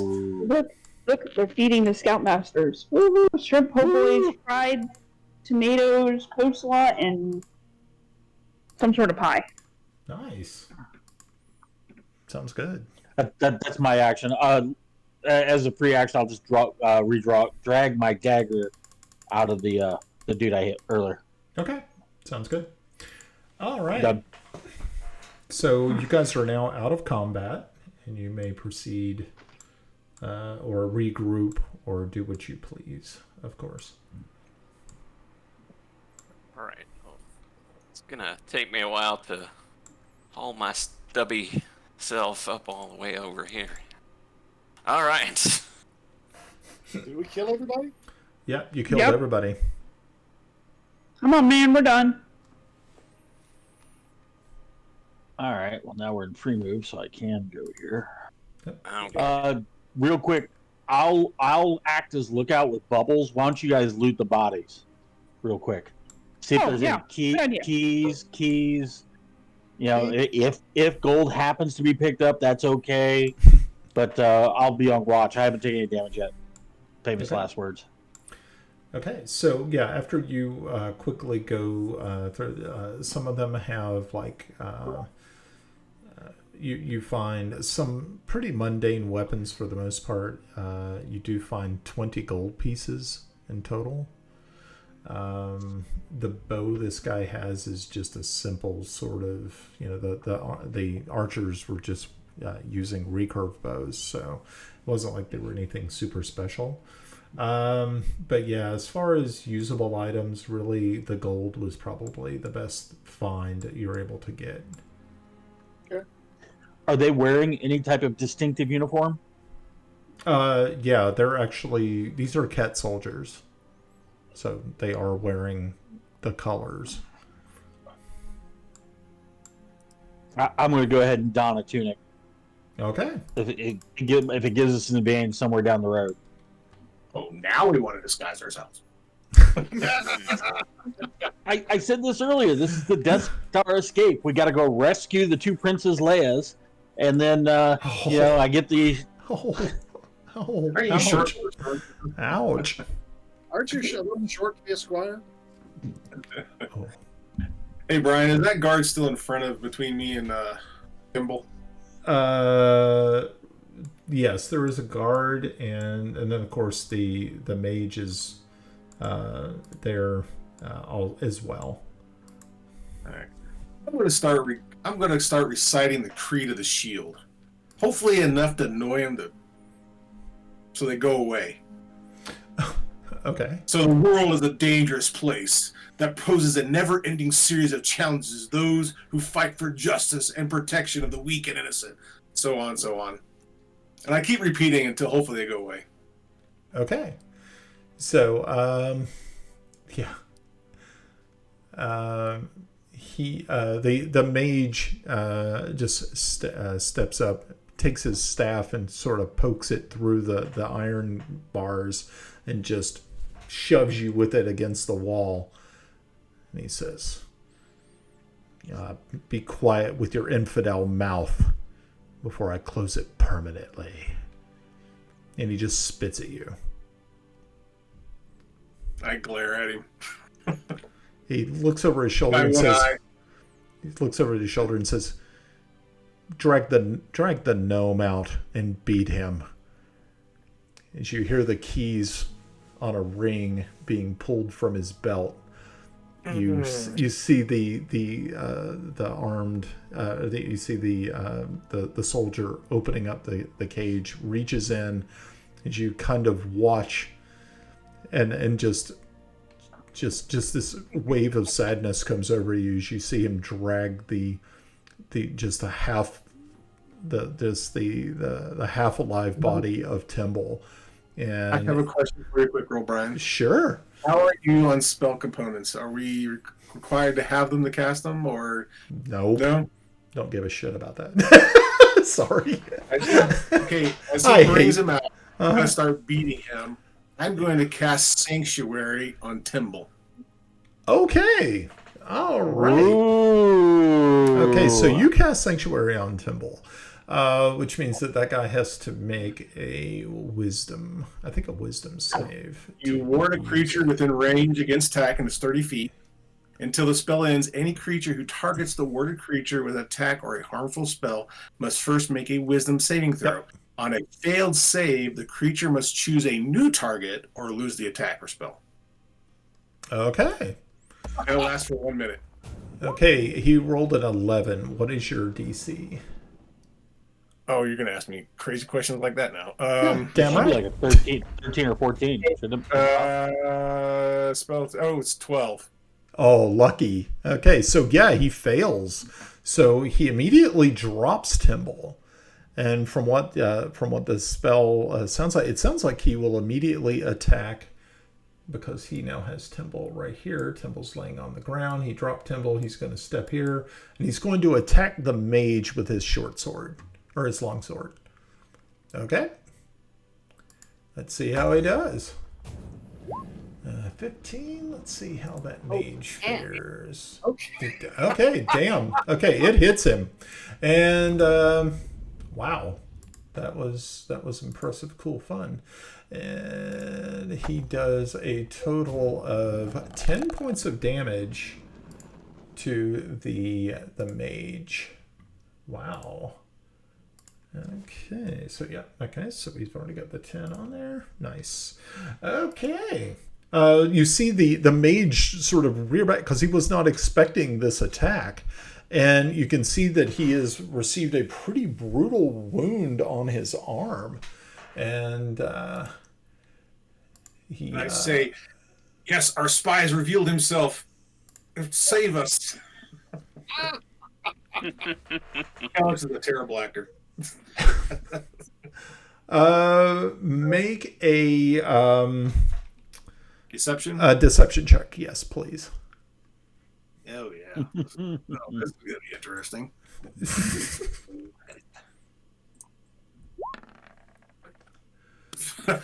Again, he's a terrible actor. That's pretty painful. A lying paladin. So yeah. So I must tell a lie. It says so. Yeah, the mage is holding his arm and he says, "What sort of demonic trickery is this?" And he immediately puts his hand out against the soldier that has attacked him, and let's see, he hits him with 2 magic missiles, which do a total of 8 points of damage. Okay, so and the soldier sort of rocks back a little bit, completely stunned that the mage had done that. And he sort of backs up a little bit, just lightly trips over my body. Yeah, well, he doesn't trip over you, but he kind of bumps up against you. Timble, I need you to make a Constitution check for me. Damn, that is good. That's what you needed. Your eyes flutter open.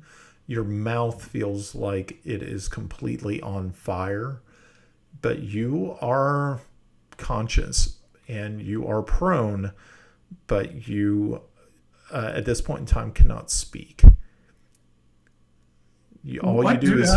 I see this this guy's ass basically right ahead of me. Yeah, that's pretty much what you see. The back of his legs. Any keys or anything? They're back on his belt. I think you would be distracted by his ass. It's possible. I'll quickly look at the mage. See, even your own men know the truth right. Trying to. Okay. Let me see how this guy's perception is. Well, my grab at his keys was probably pretty bad. It's 12. Yeah. Let's see how he does with that. It's okay. He did worse. So you reach out, you grab onto the keys, and you're... but they actually hold fast to the belt, so you're actually kind of being picked up a little bit. So you are being... As you just kind of reach out, he moves forward a little bit, and you actually gain your feet by kind of moving with him. So now you're standing directly behind him. Your vision is just absolutely swimming. You don't know if you're going to be able to stand up much longer. Kellex, you're watching all of this, and you're just looking at Timble, and he looks like any minute, if something hit him, it will probably end him. He looks that bad. Okay, they haven't Five put foot step Temple up yet. over. I'm sorry, too many people were talking at once. I didn't hear you. Can I 5 foot step over to the side? Okay, go ahead. Okay, you moved. All right. The keys are still on his belt. You weren't able to free them. You'll need to actually get up there and try to. Yeah. I'm wondering if he actually noticed me. That's what I'm going to do. Obviously, I see what's happening. Yeah, But he did. yeah. He did not notice you. All right. So I'm going to try to do my best to keep them distracted away from Timble. Okay. I start reciting the oath of the creed of the shield again. Okay. What's the spirit of the bayonet? To kill, destroy. The blood makes the grass grow. Well, if he did not notice me, Mm-hmm. can I slip into the shadows?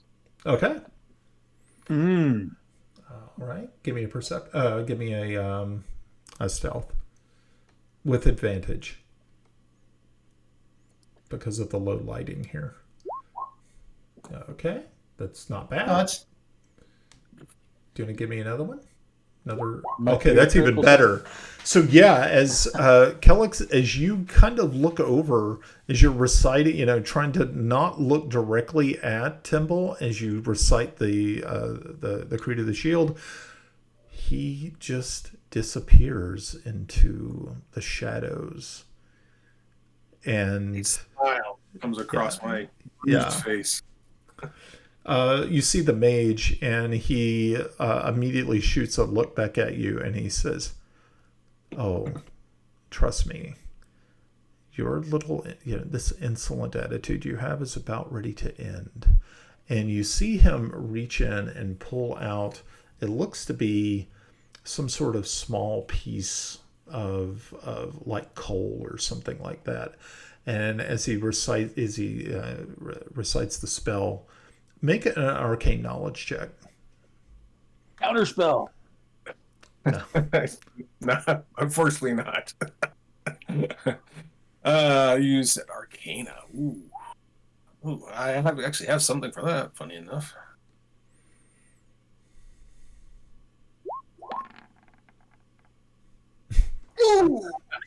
Oof. So yeah, you don't realize what it is until it looks as though he's about ready to cast it.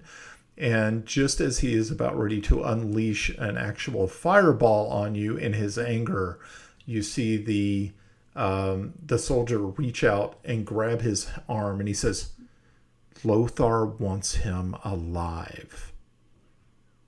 You see the mage just disgustingly pulls his arm out of his grip and says, "I don't give a shit what Lothar wants.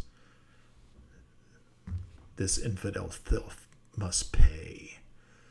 And once again, the soldier says, You'll hang, and I will testify against you. Ooh. I will make sure that you stretch. And about my soul's ready. What about yours? Yeah. About this time, you start to hear a throaty chuckle from the other cell. And the eyes of both the soldier and the mage just quickly swivel over to where Larengrin is. And he just says, "Oh, you cat fools. Did you really think that these two were going to be the only ones who are here?" And he's like, he just looks over at you, Kellix, and gives you a really quick wink.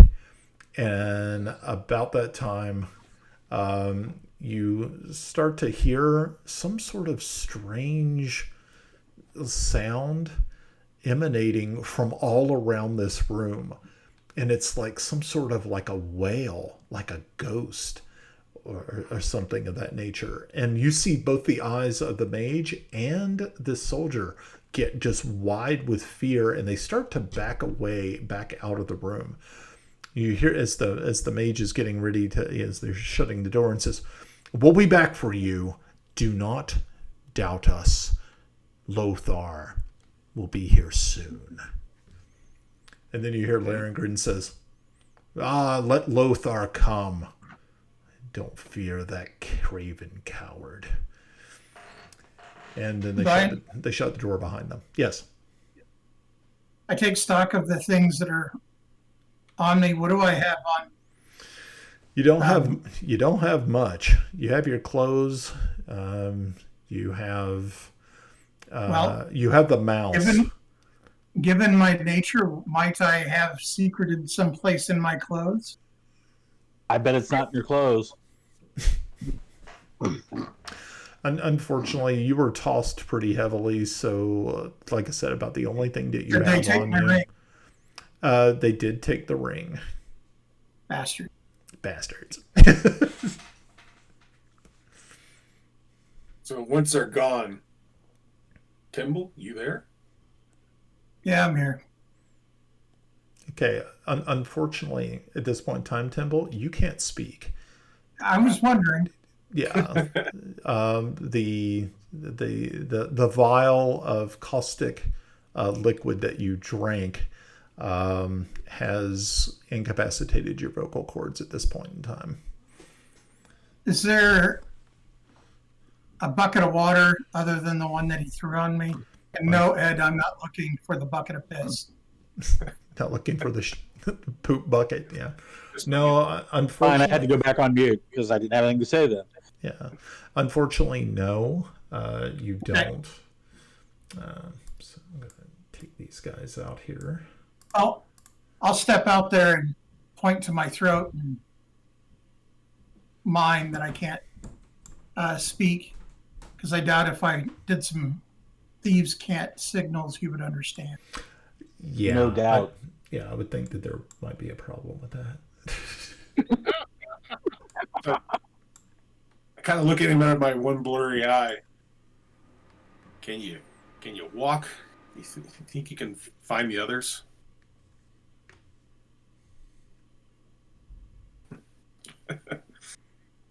Well, Okay. is the door locked to get out of here?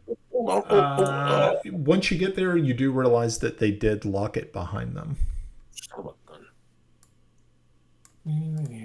I'm going to see something here.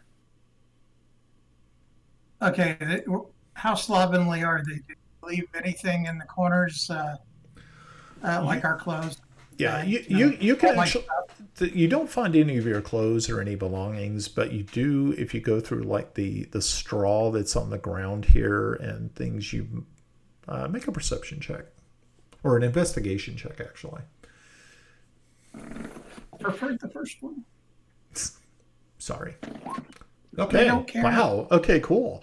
So yeah, as you were going through some of the old straw in here and things, you were able to find 2 items that you could possibly use to pick a lock. You find 2 pieces of wire that are a very stiff wire. All right, let's give her a go. Okay. This gnome is on wire. I'll go for the Margraves first. Is that your bardic inspiration there, Ed? Something like that.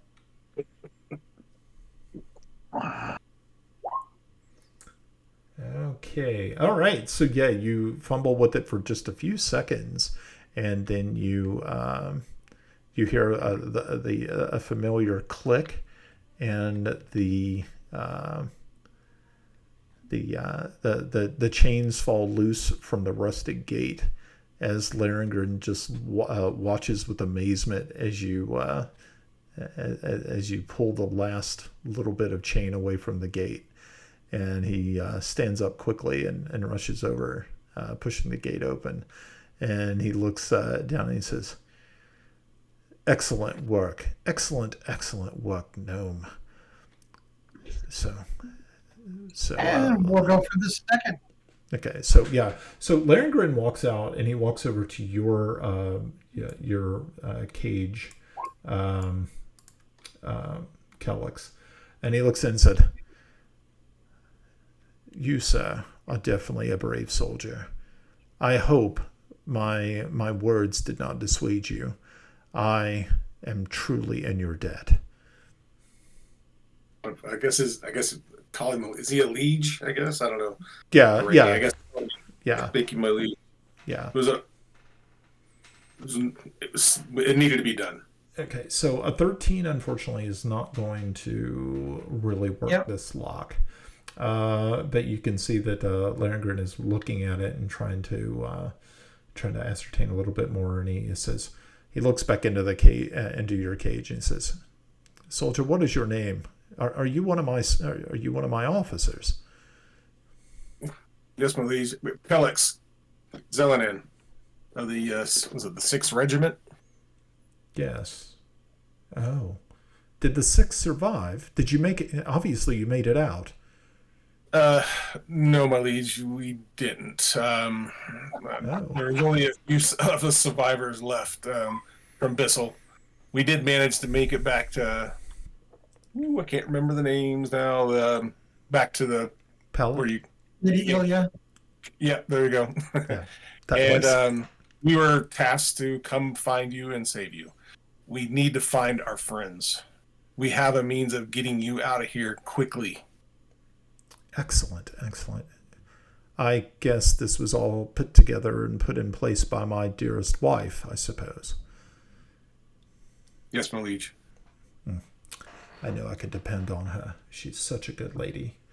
All right, so he looks down at you, Timble, and says, "Well, we can't keep the officer waiting, can we?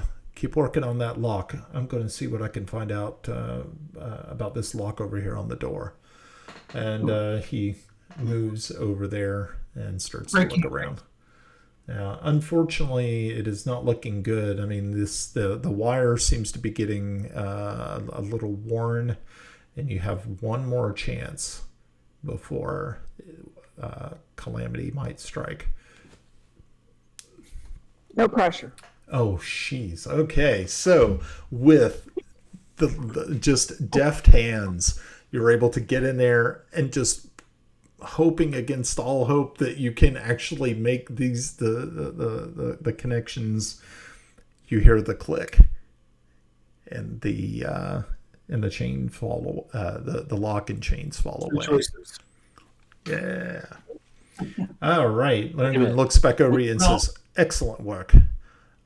Just for the record, we had a thief do something successful twice in one game. Crazy. It's the apocalypse. You're going to curse it. That was my intention. Okay. So while you He guys... is an agent of chaos. An agent of chaos. Okay, so let's shift back here to our friends in the hallway. What is your plan? Kill them all. I guess we'll go up the hallway and check the doors as we go, huh? Okay. Hey, I found the shitter. You found the Hey, there's shitter. another door back here. Is this door down here locked? Oh, crap. Nope. I just opened it. I didn't mean to. I'm sorry. You opened the door. I didn't mean to. Okay, so Yarn, what you're looking at, it looks to be an armory. All right. Come on, guys.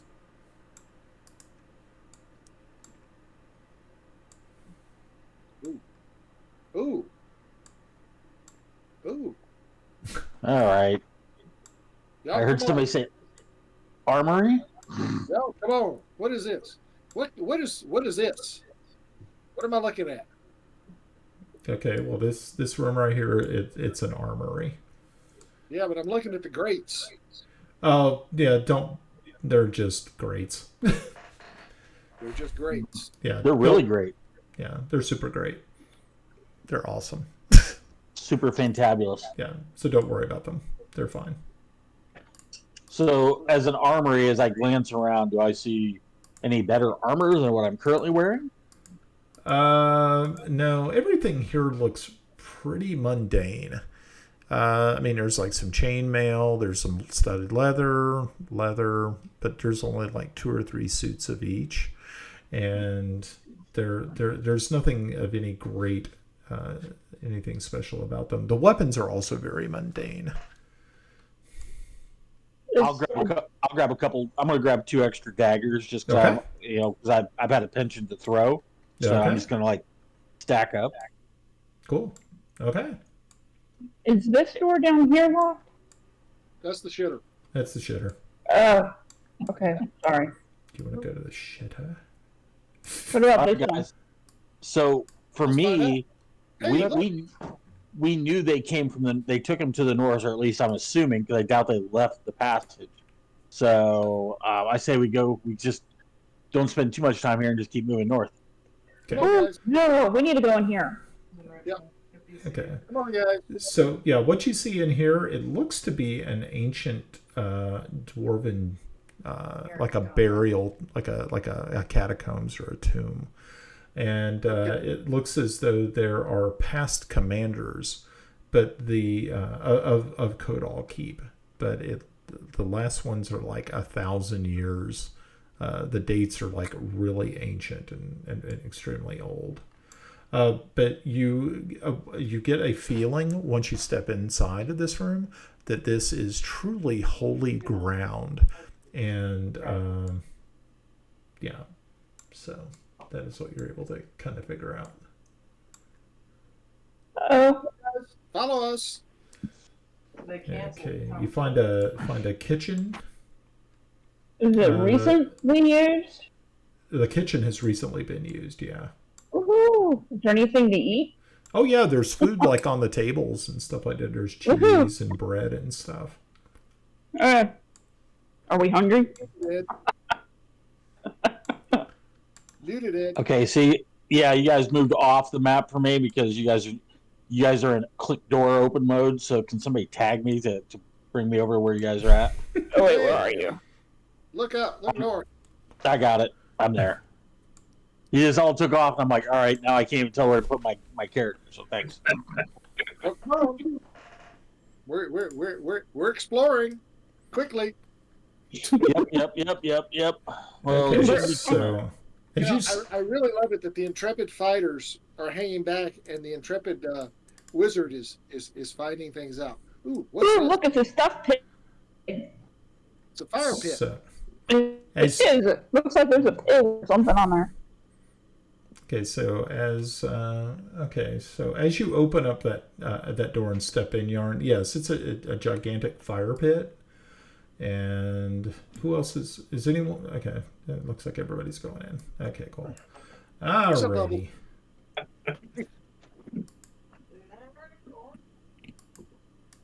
Well, yeah, I guess. There we go. All right. Everybody's piled on top of each other. There we go. This made national news tonight. Hey, there's a larder back there. Yep, there's some more food in there as well. All right, guys. we're moving. Okay, so Yeah, one more door. so you step outside at that door, and as soon as you do, you notice that there is a gentleman standing at the end of the hallway, and he immediately throws his hand out like so, and you see this little tiny bead of light go streaking through the hallway. And Yarn, you need to make a perception, or not a perception, arcane knowledge check. Well, I know what this is already. Yep. Fireball. Fireball. Exactly. Okay, so I need everybody in the hallway to make a reflex save. Spell. Yep. All right, I know it's Reflex. Reflex. spell.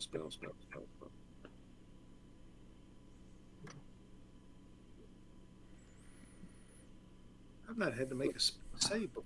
Where are they? Okay. I think it's just an ability score roll, right? Yeah, Yep. it's just a reflex. Yeah. No, dexterity. Oh, Ish. 1. Ouch. This is gonna hurt. Oh shit. Hey, Yarn's good. Yarn's good. Yarn's doing well. Okay. Don't forget Bubbles needs to roll too. Okay. Alrighty. So yeah, let me get Bubbles out of the way here with his little deck save. Okay, he didn't do well either, but that's okay. So the end result was 26 points of damage. So if you failed, you take 26 points of damage. Let's Bubbles see. is on the floor. Bubbles is out. Let's see. 26 divided by 2. So 13. So Yarn, you take 13 points of damage. Okay. Everybody else takes 26. How's everybody looking? Is it scary? Death's door. What? Death's door. I love it. Okay, so let me just mark the Bubbles is out for the count at this time. Alrighty. Ouch. Brian, I'm going to use my bonus action second wind to get me up to. Okay. Good deal. Let's roll some initiatives. So I picked up 7. Okay, very good. Alrighty. So let me get the thing out here so you guys can use it. Alright, Kiffy got a 3. Kiffy got a 3. Kiffy! Why, Kiffy? Why? So I forgot. I'm not really in a huge hurry to roll my death save, so that's fine. I forgot to click on my token. I got a 20. Okay, go ahead and roll again and I'll change it. Okay, so what did you get? A 20 originally. Okay, cool. And mine didn't take either, and I got a 15. For Okay, some reason, it didn't go. go ahead and roll. Go ahead. You want me to re-roll it? Yeah, just re-roll it and then I'll change it. Roger. Hold on, let me double check, make sure I clicked him. All right, there we go. Same with me, but I had a 14. Thank you. I'll take the new one. Yes. No. Yes, I shall. Oh, do you want the 4? I want the original one because I rolled a 1. Because I was like, oh no, I want the original. I want the OGs. Okay. 15. And then Yarn got 15 too? 14. 14. Okay, good deal. Alrighty, so let's talk about... Let's talk about death, baby. Let's talk about you and me. Okay, so you guys in the cell heard this just unbelievable fiery explosion, and are like, uh-oh, that didn't sound good. And Grenna, it's your turn. I'm gonna fire at Steamy McSteamy Pants. Okay. Steamy pants. Yeah. Okay. I'm going to cast my. Ooh, actually, you know what? Yeah, no, I'm gonna shoot at him. I'm gonna do the ensnaring strike. Okay. Onto my arrow. I'll roll that in just a minute. Assuming I hit. No. Maybe? Unfortunately, that will not hit. Dang it. Hit the ground, Stan! Okay, Tomas. Oh, no, well, that's her Bubbles. Let's give Bubbles a death saving throw real quick. Ew. Yeah, exactly. Let's see how Bubbles does.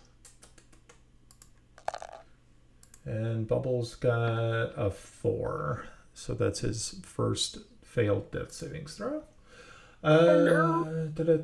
Tomas, it's your turn.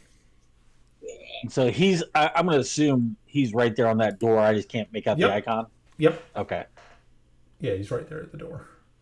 All right. Well, Tomas is drawing dagger and going 2-weapon fighting on his ass. Okay. Chop, chop. We hope. That's what I'm hoping too. So. All right.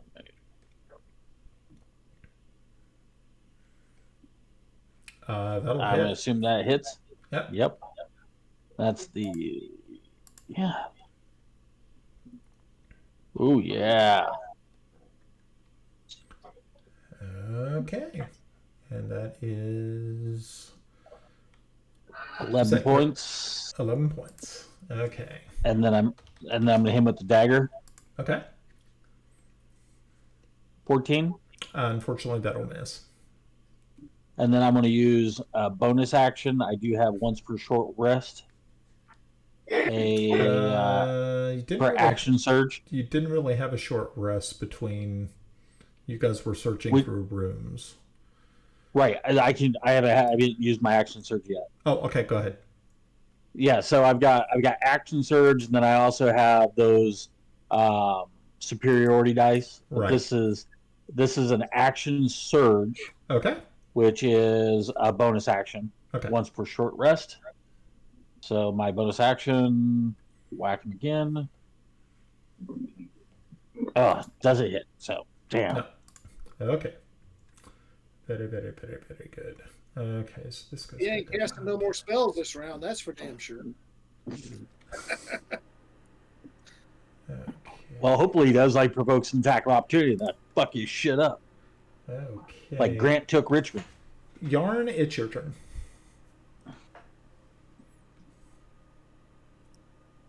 Chromatic orb at second level. Okay.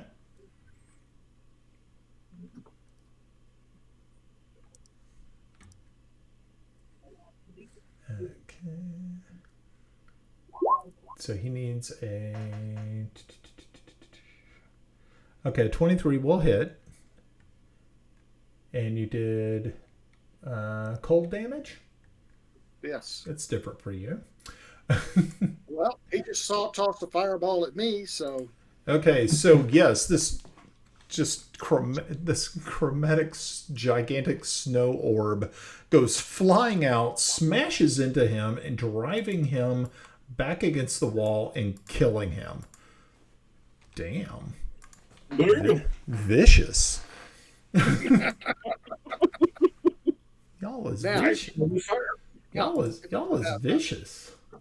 Well, Brian, there's also another reason I used the cold damage. I didn't burn up any scrolls or anything on his body. There you go.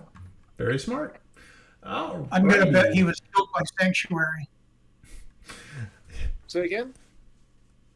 I'm going to bet he was actually killed by Sanctuary. Just enough. Yeah, because remember he'd taken 10 points of damage before. Yeah. Okay, so Kiffy, what are you up to? Bleeding out. Oh, okay. So you need to make a death savings throw.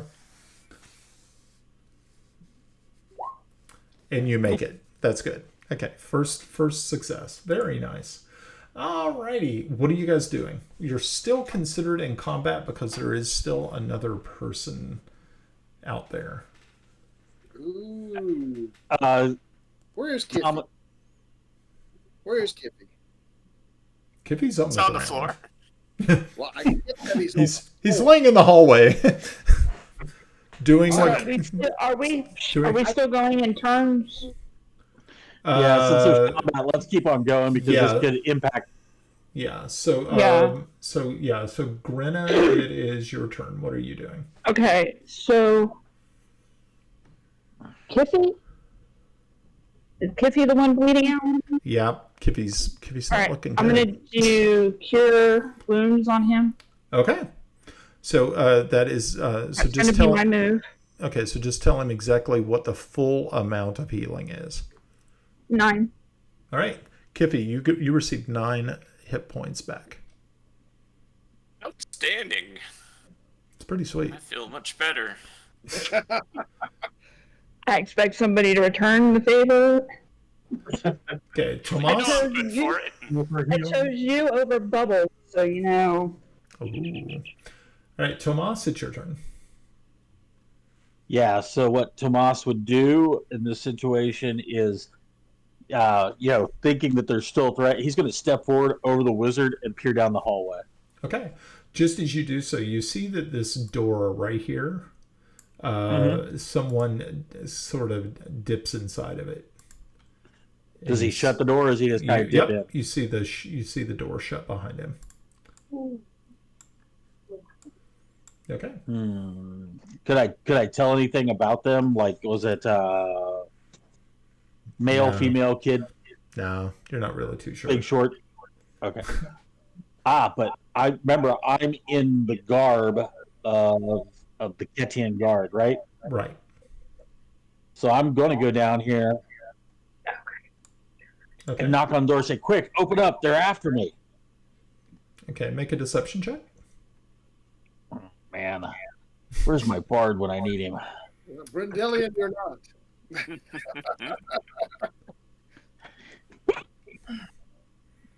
Yeah. Okay, I'm going to say not by the hair of my chinny chin chin, because there's no freaking way he's going to open that door. So apparently, a lot of soldiers in the Bissell Army can't act. Well, you know, I did my best Lou Holtz impression, too. I'm like, let me in. Because I got that. Okay. But, interesting enough, the door flies open, and he actually tries to hit you with his sword. So let's see. Did he hit or did he not? It's a 17?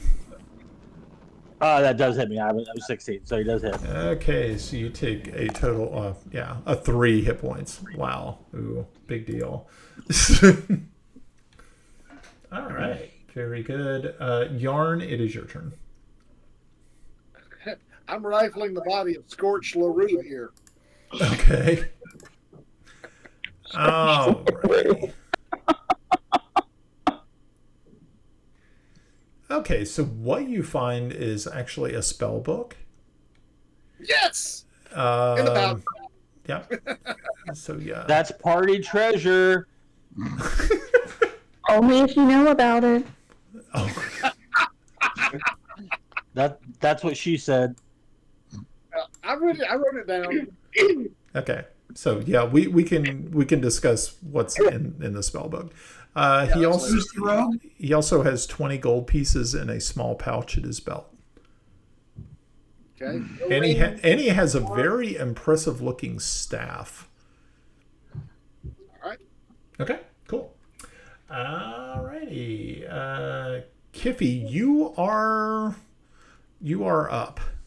You're feeling better, but that blast was kind of harsh. It was a harsh blast. Hey, I'm gonna assume that nod my thanks to Grinna, because I know she's the only one around who could have done that. And when I see her buddy laying on the ground there, I realize exactly what she has done, and I'm gonna go back here and return the favor on Fluffy or Bubbles. Fluffy. Yay, Bubbles isn't gonna die. So Bubbles will get 12 points. 12 hit points back. All right. He has come closer to dying than I ever have. Okay. Bubbles is alive. Bubbles lives. My life. Okay. And I'm gonna chug one of the healing potions as well. Okay. So just make sure to use the total and add that the total possible.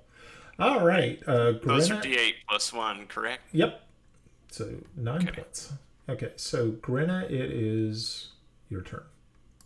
Okay, can I chug one of my bottles of healing as I'm walking? Yeah. You allow of me course. to do that? Yeah. Okay. Yeah. Oh yeah. That's I'm gonna easy. do that. Well, you never know. I People think are we had weird. 2 each when we Yeah. left. This is my last one. People need to stop dying. 5, 10, 15. Where are we going here? Okay. Did we go through the door? Yep. Oops. Yeah, that's Okay, that's where you saw 15, Tomas. 20. Alright, so I'm in there. And zoom out. No, put me back. Right. Yeah, you down the hallway you see Tomas is fighting with someone in the doorway. Okay, hold on. I gotta zoom out so I can see it. Oh, so he's actually in the door. Yeah. Shoot. Yeah, I'm in Yeah. the hallway, and he's in the door, so he'll probably be disadvantaged if you try to shoot him. Yep. Okay, Yeah. hold on. 25, 30. Okay, so that stops me there. And levels 5, 10, 15, 20, 25, 30, 45, 40, 45. We're going to stop right there. Okay. Okay. Are you going to try to take a shot? I can't see in the door unless the guy is out. Is the guy out? No, you're. It's really. I mean, you'd take a disadvantage trying to shoot him, but I mean, I didn't know if you were. Because I'm not anywhere near the door. I'm 5, 10, 15, 20. I'm 25 feet from the door. Right. You're going to let me try to shoot in? All right, I'll try to shoot in. Yeah, I mean, because the guy is actually kind of reaching past the door to hit. Okay. Yeah, so He has tentacles, and he's like. Well, at least you didn't use the other word. We're good. Testicles? That was the word you were looking well, for? it doesn't matter. I miss. Well, okay. Ting, ting. Yeah. All right, yeah, so you miss. Alrighty, very, very good. Tomas, it's your turn. Tomas, all right. Is that door open? Can I see into the room beyond it? Through him? Well, yeah, you can see kind of past him a little bit, but he's like in your face. Yeah, I'm just because dynamic lighting, I can't see past, so I can't tell if there's more people behind him. Not that you can see. Okay, good. All right, so from there, Tomas obviously is engaged in hand-to-hand combat, which leaves me with 17 hit. That'll hit. All right. For 9 points. Okay. I dagger him, which does not hit. Does not hit. But I'm going to use this. I have 2 superiority dice left. I'm going to burn one of them for another attack. Okay.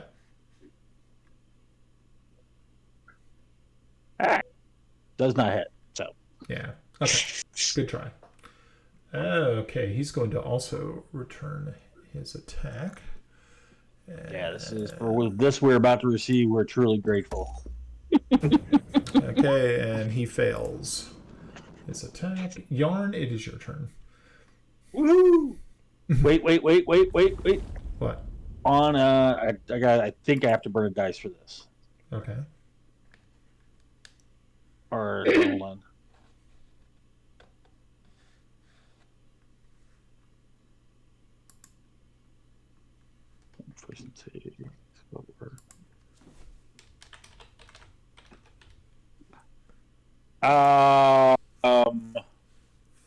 I've already does my bonus action cast, or I get a reaction for the repo with my final superiority dice. Okay. So repo is a creature misses you with a melee attack. You can use your reaction, expend 1 superiority dice to make a melee attack against it. So, and this will be the last of my action dice, guys, or my superiority dice. So now we're in a different world, but this might. Sometimes I get these. Yes. That'll hit. For 10 more points. Nice. Okay. So now I am no longer a tank, guys. Uh-oh. Okay, he's going to attack it. He's going to attack you then. Oh, no, he already did attack. He just attacked. That was a reaction. Yarn, it was your turn. All right. La la la la la la. La la la la la. All right, come on, click and click and come on. I can't move. Hold person. There you go. There we went. Good idea. You hold him while I stick my dagger in his head. Where is he? In the door still. He's in the door still. Do I have line of sight? No. Ryan, do I have line of sight? No.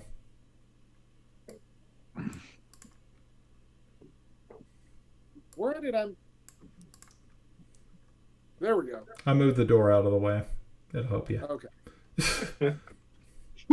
How do I have line of sight? That's all right, Russ. We don't either.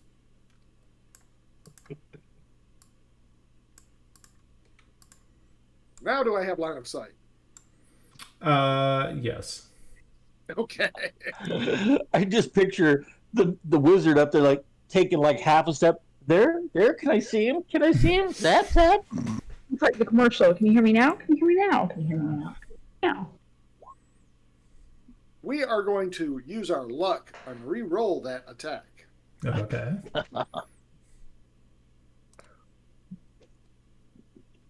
That's better. Okay, so yeah, with your firebolt, you shoot and you it hits him square in the chest, and he flies backwards and falls down. He is dead. Storm! Yay for our team. Nobody died yet. Nobody died yet. Okay. Oh. Uh-oh. That was weird. All of a sudden I lost everything. You guys still there? Yep, we're Yeah. there. That was weird. That was so weird. Hold on 1 minute. I lost roll 20 completely. It just That happened to me earlier. It just rebooted for Yeah. no reason whatsoever. Ed did warn not to be looking at porn. Yeah, Brian, we know you're looking at those elven maidens over there. Elven maiden. Those high elves. Yeah. Mike's over there with his copy of Prey Boy.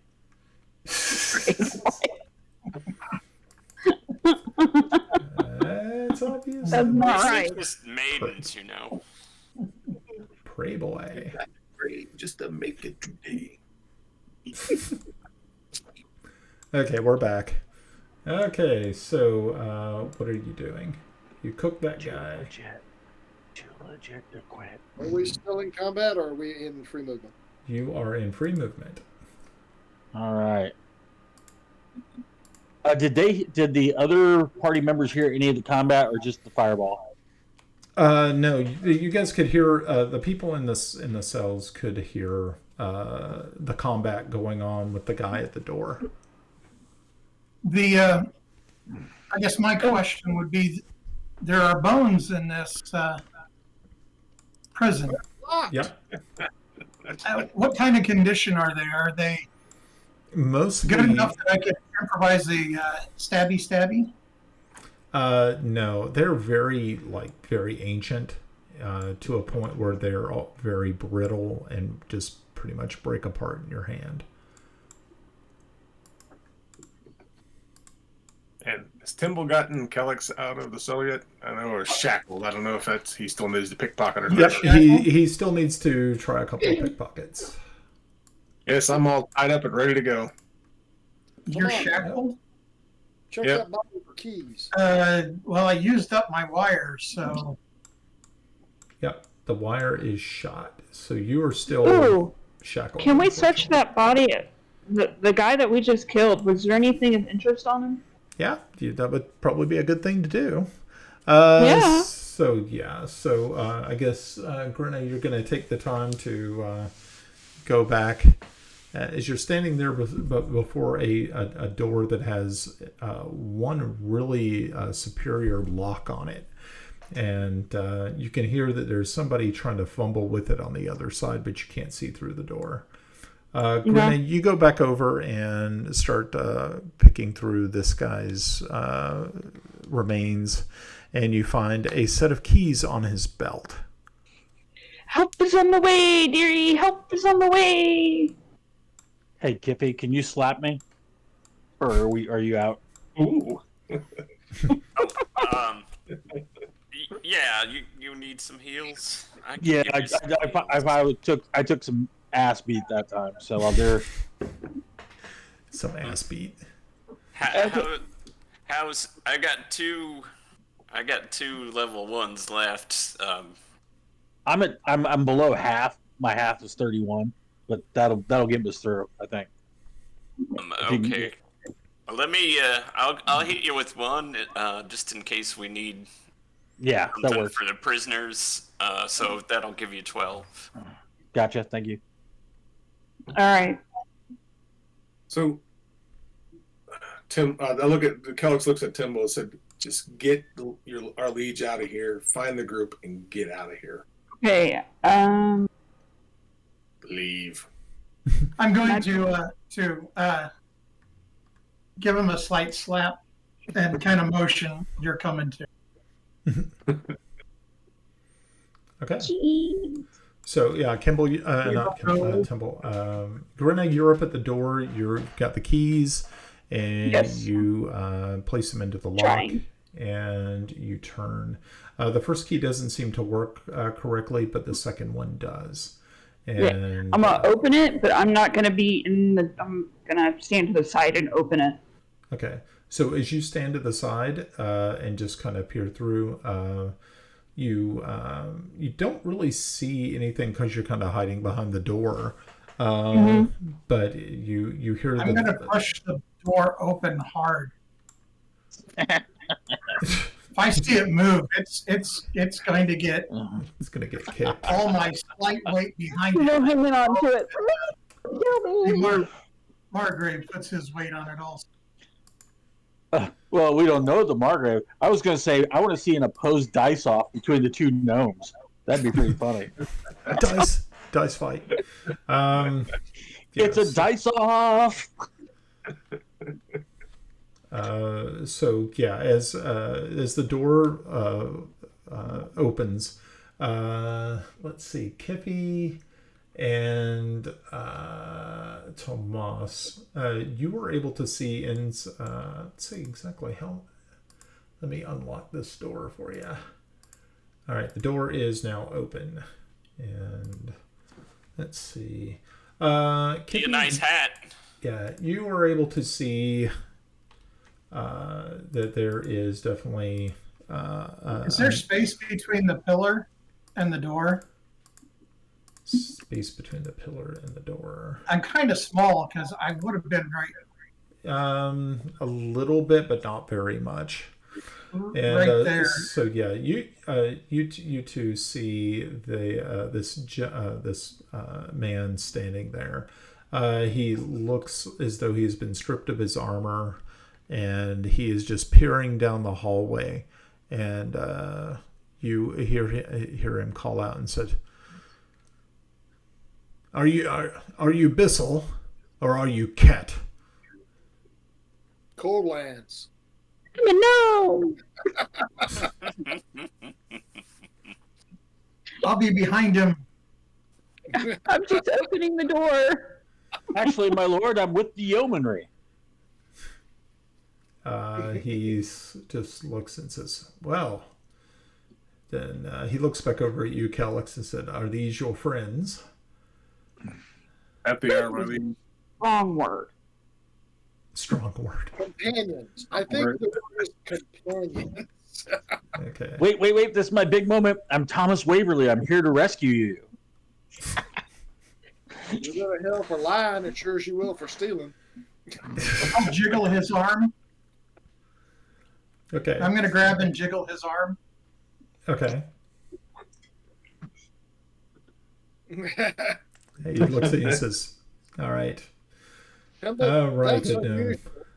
And so he steps back into the room and lets you guys come in. Says, "If you happen to have a key for your friend here, he is still unfortunately chained to the wall." Where? I'm not seeing. Temple? Oh yeah, there he is. I'm here. Yeah. Okay. All right. I'm gonna try. Okay, yeah, you're able to find the lock, and the door is now open. Okay, you go in, and you can see that Kellex, while he seems to be in pretty good spirits, but he is kind of battered and bruised and a little disheveled, and he is chained in manacles to the wall. Do I have a key for that? Yeah, you've He's you go chained through- with monocles to the wall. manacles, and monorails to the wall. Okay. So Monocles. Monorail. okay, so yeah, you take the time to free Kellex. Kellex, you bring your arms down, and they're very tired and heavy from being above your head so long. But you at least you feel good I about reach it. my hand up so someone can help me up. I will give you my hand. I'll come over and help. Yeah, I'm gonna evaluate Oh, yeah, the, that. the health situation in here, and I think based on what I've heard, I'm probably gonna end up using my last first level cure wounds on Timble. Okay. Yeah, Timble is looking particularly bad. I'm wobbly. Yeah, as a matter of fact, as you approach him, he literally falls to his knees in front of you, and it looks like he is right about ready to lose consciousness as you reach out and heal him. Okay, well, Okay. timely. You get 12 hit points back, Timble. Okay, so Timble, you feel almost 100% better as soon as Kippy places his hands upon you. And you even can now kind of croak out a little bit of your voice. You can at least talk, but it is quite painful. And you can see that... He's a dumbass. I drank acid. I kept him on my last healing potion. Tomas, I need you to make a perception check, please. Yes, sir. I was staying behind, kind of doing guard duty anyway, so. Okay. 8. Okay, so... Yeah, I know. yeah. And Bubbles is still out in the hallway. Okay. Yeah, So- but I'm further down the hall, so. So Tomas, as you were kind of looking around and stuff like that, you start to hear bubbles. Roll. Let's roll a perception for bubbles real quick. I'm starting to hear bubbles. Are they like popping, or like just like pretty orange much. bubble machine? Pretty much. So, let me sounds see. like we probably should use our port key and get the hell out of here as Oh, soon as all right. possible. Okay, yeah. Down portal. Yeah. So yeah. So you start. Bubbles turns and is looking at you, Tomas, in just this deep growl, and then he starts to bark. And as he does so, it looks as though he's not actually looking at you, but make another perception, but this time with advantage. All right.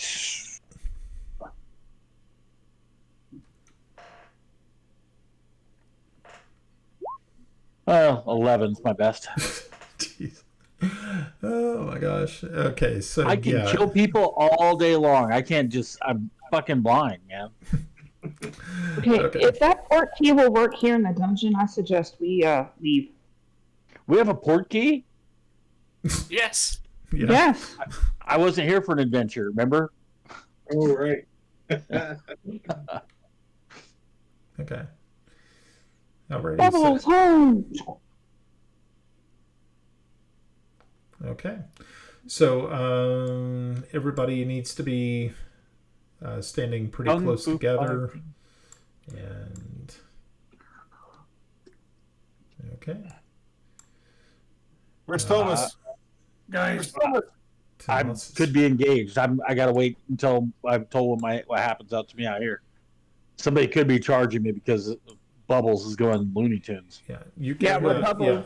Yeah, Bubbles is retreated back into the room after being called by Grenna, and Tomas, on ass. All right. I heard somebody calling, so do I see anything what Bubbles was looking at as I turned to run towards the cell you actually, for some unknown reason? You hear the heavy footsteps of people in plate start to move down that hallway. You don't see them yet; they haven't made the turn, but you know that there are people coming. Right, on ass. Dun dun dun dun dun dun dun dun dun dun dun dun dun. All right, I'm running through, so I am running. So that gets me in. Okay. All right, and everybody in a nice tight little formation. Yarn. Nope. Yay. What? Nope. That's No. not me. My It's gear. I need my gear. Gear is replaceable. You aren't. Timble, our first objective here is to get our liege back safely. Don't worry, I'm sure you can replace it. Come out, let's go.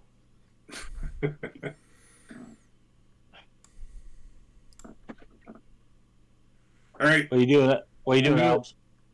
Ah, All right, everybody come be congregate very not happy. on Timble. Everybody come congregate on Timble. While he's looking the other way, I'm grabbing him by the scruff of his tunic and pulling him towards us. Okay. Come on, Kelly. Come here, boy. Come on. There we go. Good boy. All right. Never think about it. Poor So- key. Okay, so Yarn, you removed the egg from its protective case, and you shatter it on the ground. And as soon as you do, there is a bright, blinding flash of light. You feel as though you are you're kind of falling through a hole, but it's still just filled with this bright white light. And you find yourself standing in the wizard tower where it all started back in Pellic. And as soon as you land, you see that Turo, the old wizard, is sort of rustling around through some books and things, and he with the flash of light illuminating the room, he turns and goes, It worked. what are he says, I think I remember you lot. You went out to get. Maybe you remember this one. And so as soon as he sees the Margrave, he like immediately bows lowly and says, "Oh, my liege, it is wonderful once again to see you. I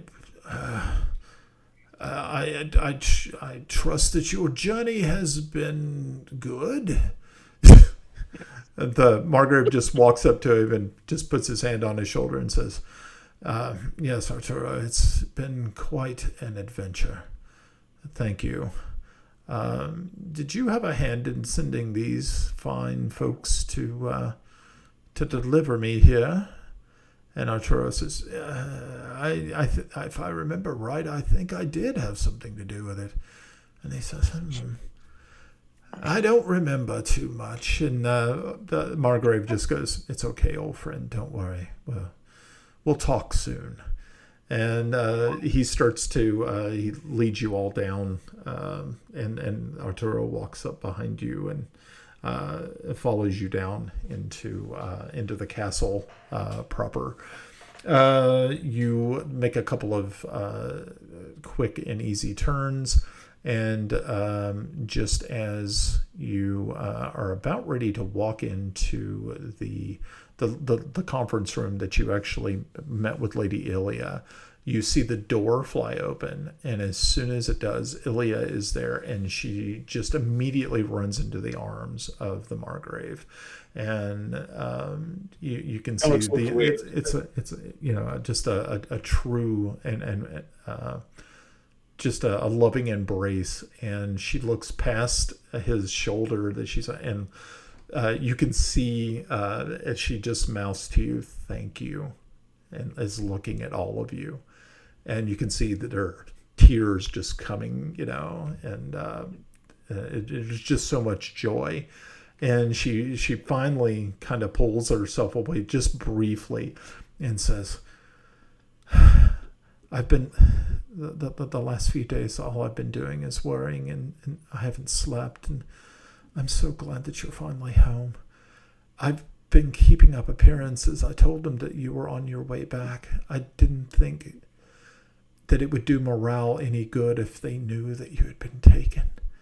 And he just smiles at her and says, I knew that you would keep it together here. And he just gives her another kiss, and he looks over at and said, if it had not been for these brave men and a brave woman and her wonderful dog, I don't know where we would be. I said, I'd probably be on my way to the capital city at that point in time. And he looks over at you, Kellex, and he says, your bravery there and your ability to recite the oath and to try to draw their attention away from your friend is such an astronomical amount of courage and bravery. I shall always remember that. Thank you, Kellex. And so you see a couple of other attendants come, and they escort the Margrave to his quarters to get cleaned up and taken care of. Ilias stays behind and ushers you all into the little conference room, and she looks at all of you and says, "Oh my gosh, some of you look like you've been on fire." And she looks at I said, "Are you what?" And she says, "I'm sure you'll be able to tell the story soon enough, but you just don't understand how much this means to me." And as she says that, she reaches over and brings out a small chest and puts it down. And she says, "I know it's not much, but it is what I consider just everything that I have that I could possibly repay you for what you've done. You all are truly, truly heroes." And she pushes the chest across to you on the table. And she says, "I'll send attendants. Of course, you have places, you have rooms here. Please take your time, heal, and I will talk with the Margrave. I'm sure he is going to do something extremely special for you." Said, "Again, thank you so much." And she stands and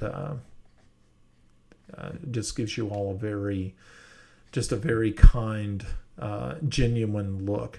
Is there anything you all needed to say to her or wanted to say to her? Nope. Well, on Thomas's side, when she said thank you, he failed his perception check, and he thinks she told him she loves him. So instead of that, when she mouthed it, he looked at it. I was like, "Oh, she loves me. Oh, okay, well." So he's in smitten puppy love. Shower, snack, nap. In that order. Shower, snack. In that order. Okay. My lady, we do appreciate what you are offering. I mean, personally, we are soldiers of Bissell. My part, I can't accept this. All right, being the paladin, guys. Sorry. Okay. All about honor, duty. I'll take care of the chest. We're good. Thank you.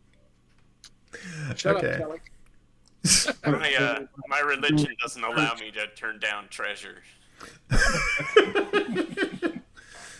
So she retreats from the room, leaving you there. And in just a few moments, some attendants come and help you bring back, get your things, or whatever that you're bringing with you, and they take you up to your individual rooms. And once again, you are in your rooms, nursing the wounds the best you can.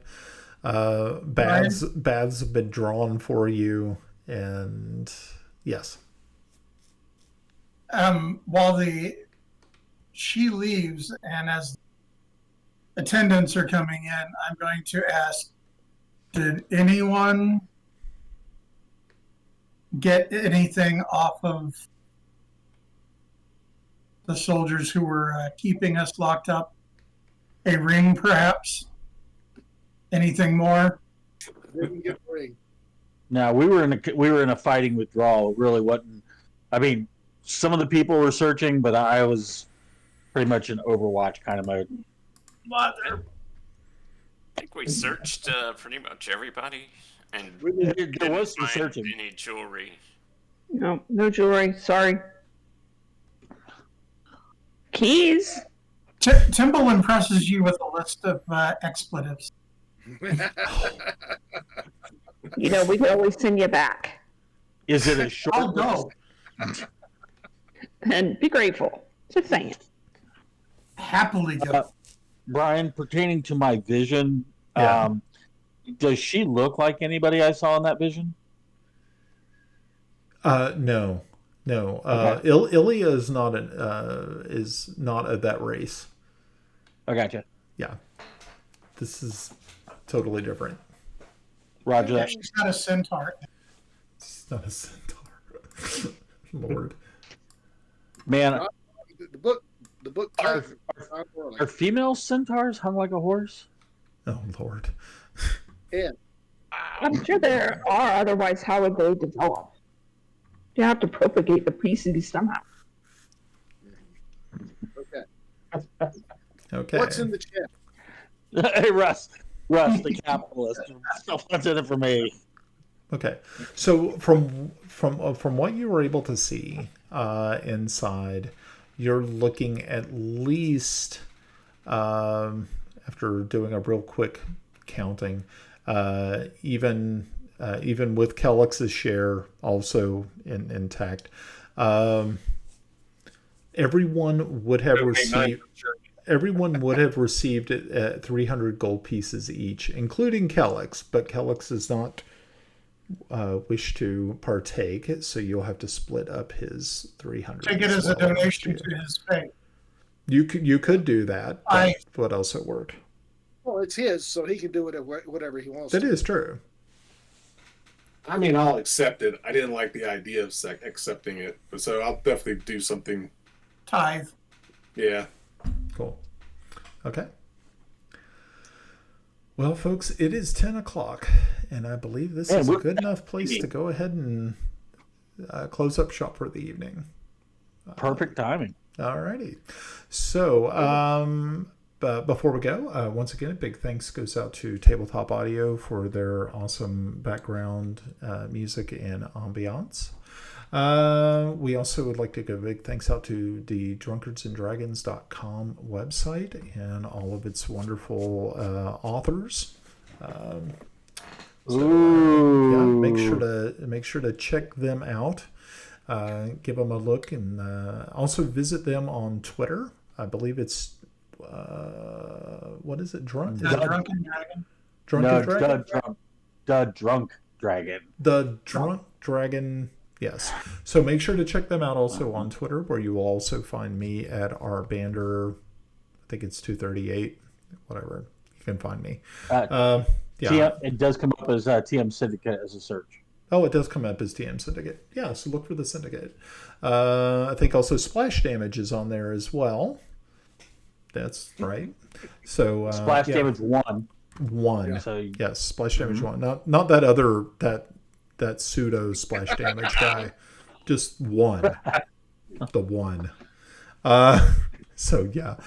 Of course, big thanks goes out to Roll20 for their wonderful virtual tabletop, and also D&D Beyond for the encounter tables and our ability to use their character creation tools. So catch us in 2 weeks on Tuesday. We will be back here doing A Princess of Celene.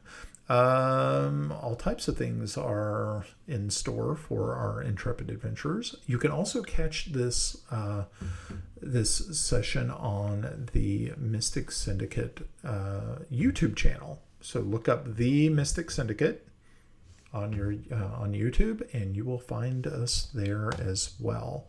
You can also catch other shows that we do. We have right now the Out of the Abyss campaign, which is every Sunday or every other Sunday. So, and also every once in a while I do one-shots through startplaying.games, and you can also catch them there. So guys, thank you all very much for hanging out with us. And players, thank you guys for showing up this evening. Did you have a good time? Oh, yeah. Oh, yeah. Cool. Alrighty. Thank you, Brian. Okay. So, I'm in love. I'm in love with her. oh boy. Vandals. Okay. Night all. Bye, guys. Night. Good night. Cheers. Trader.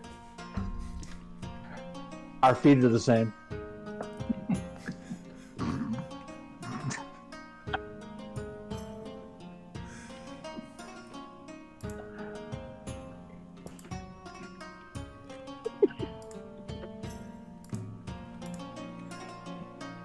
Wow.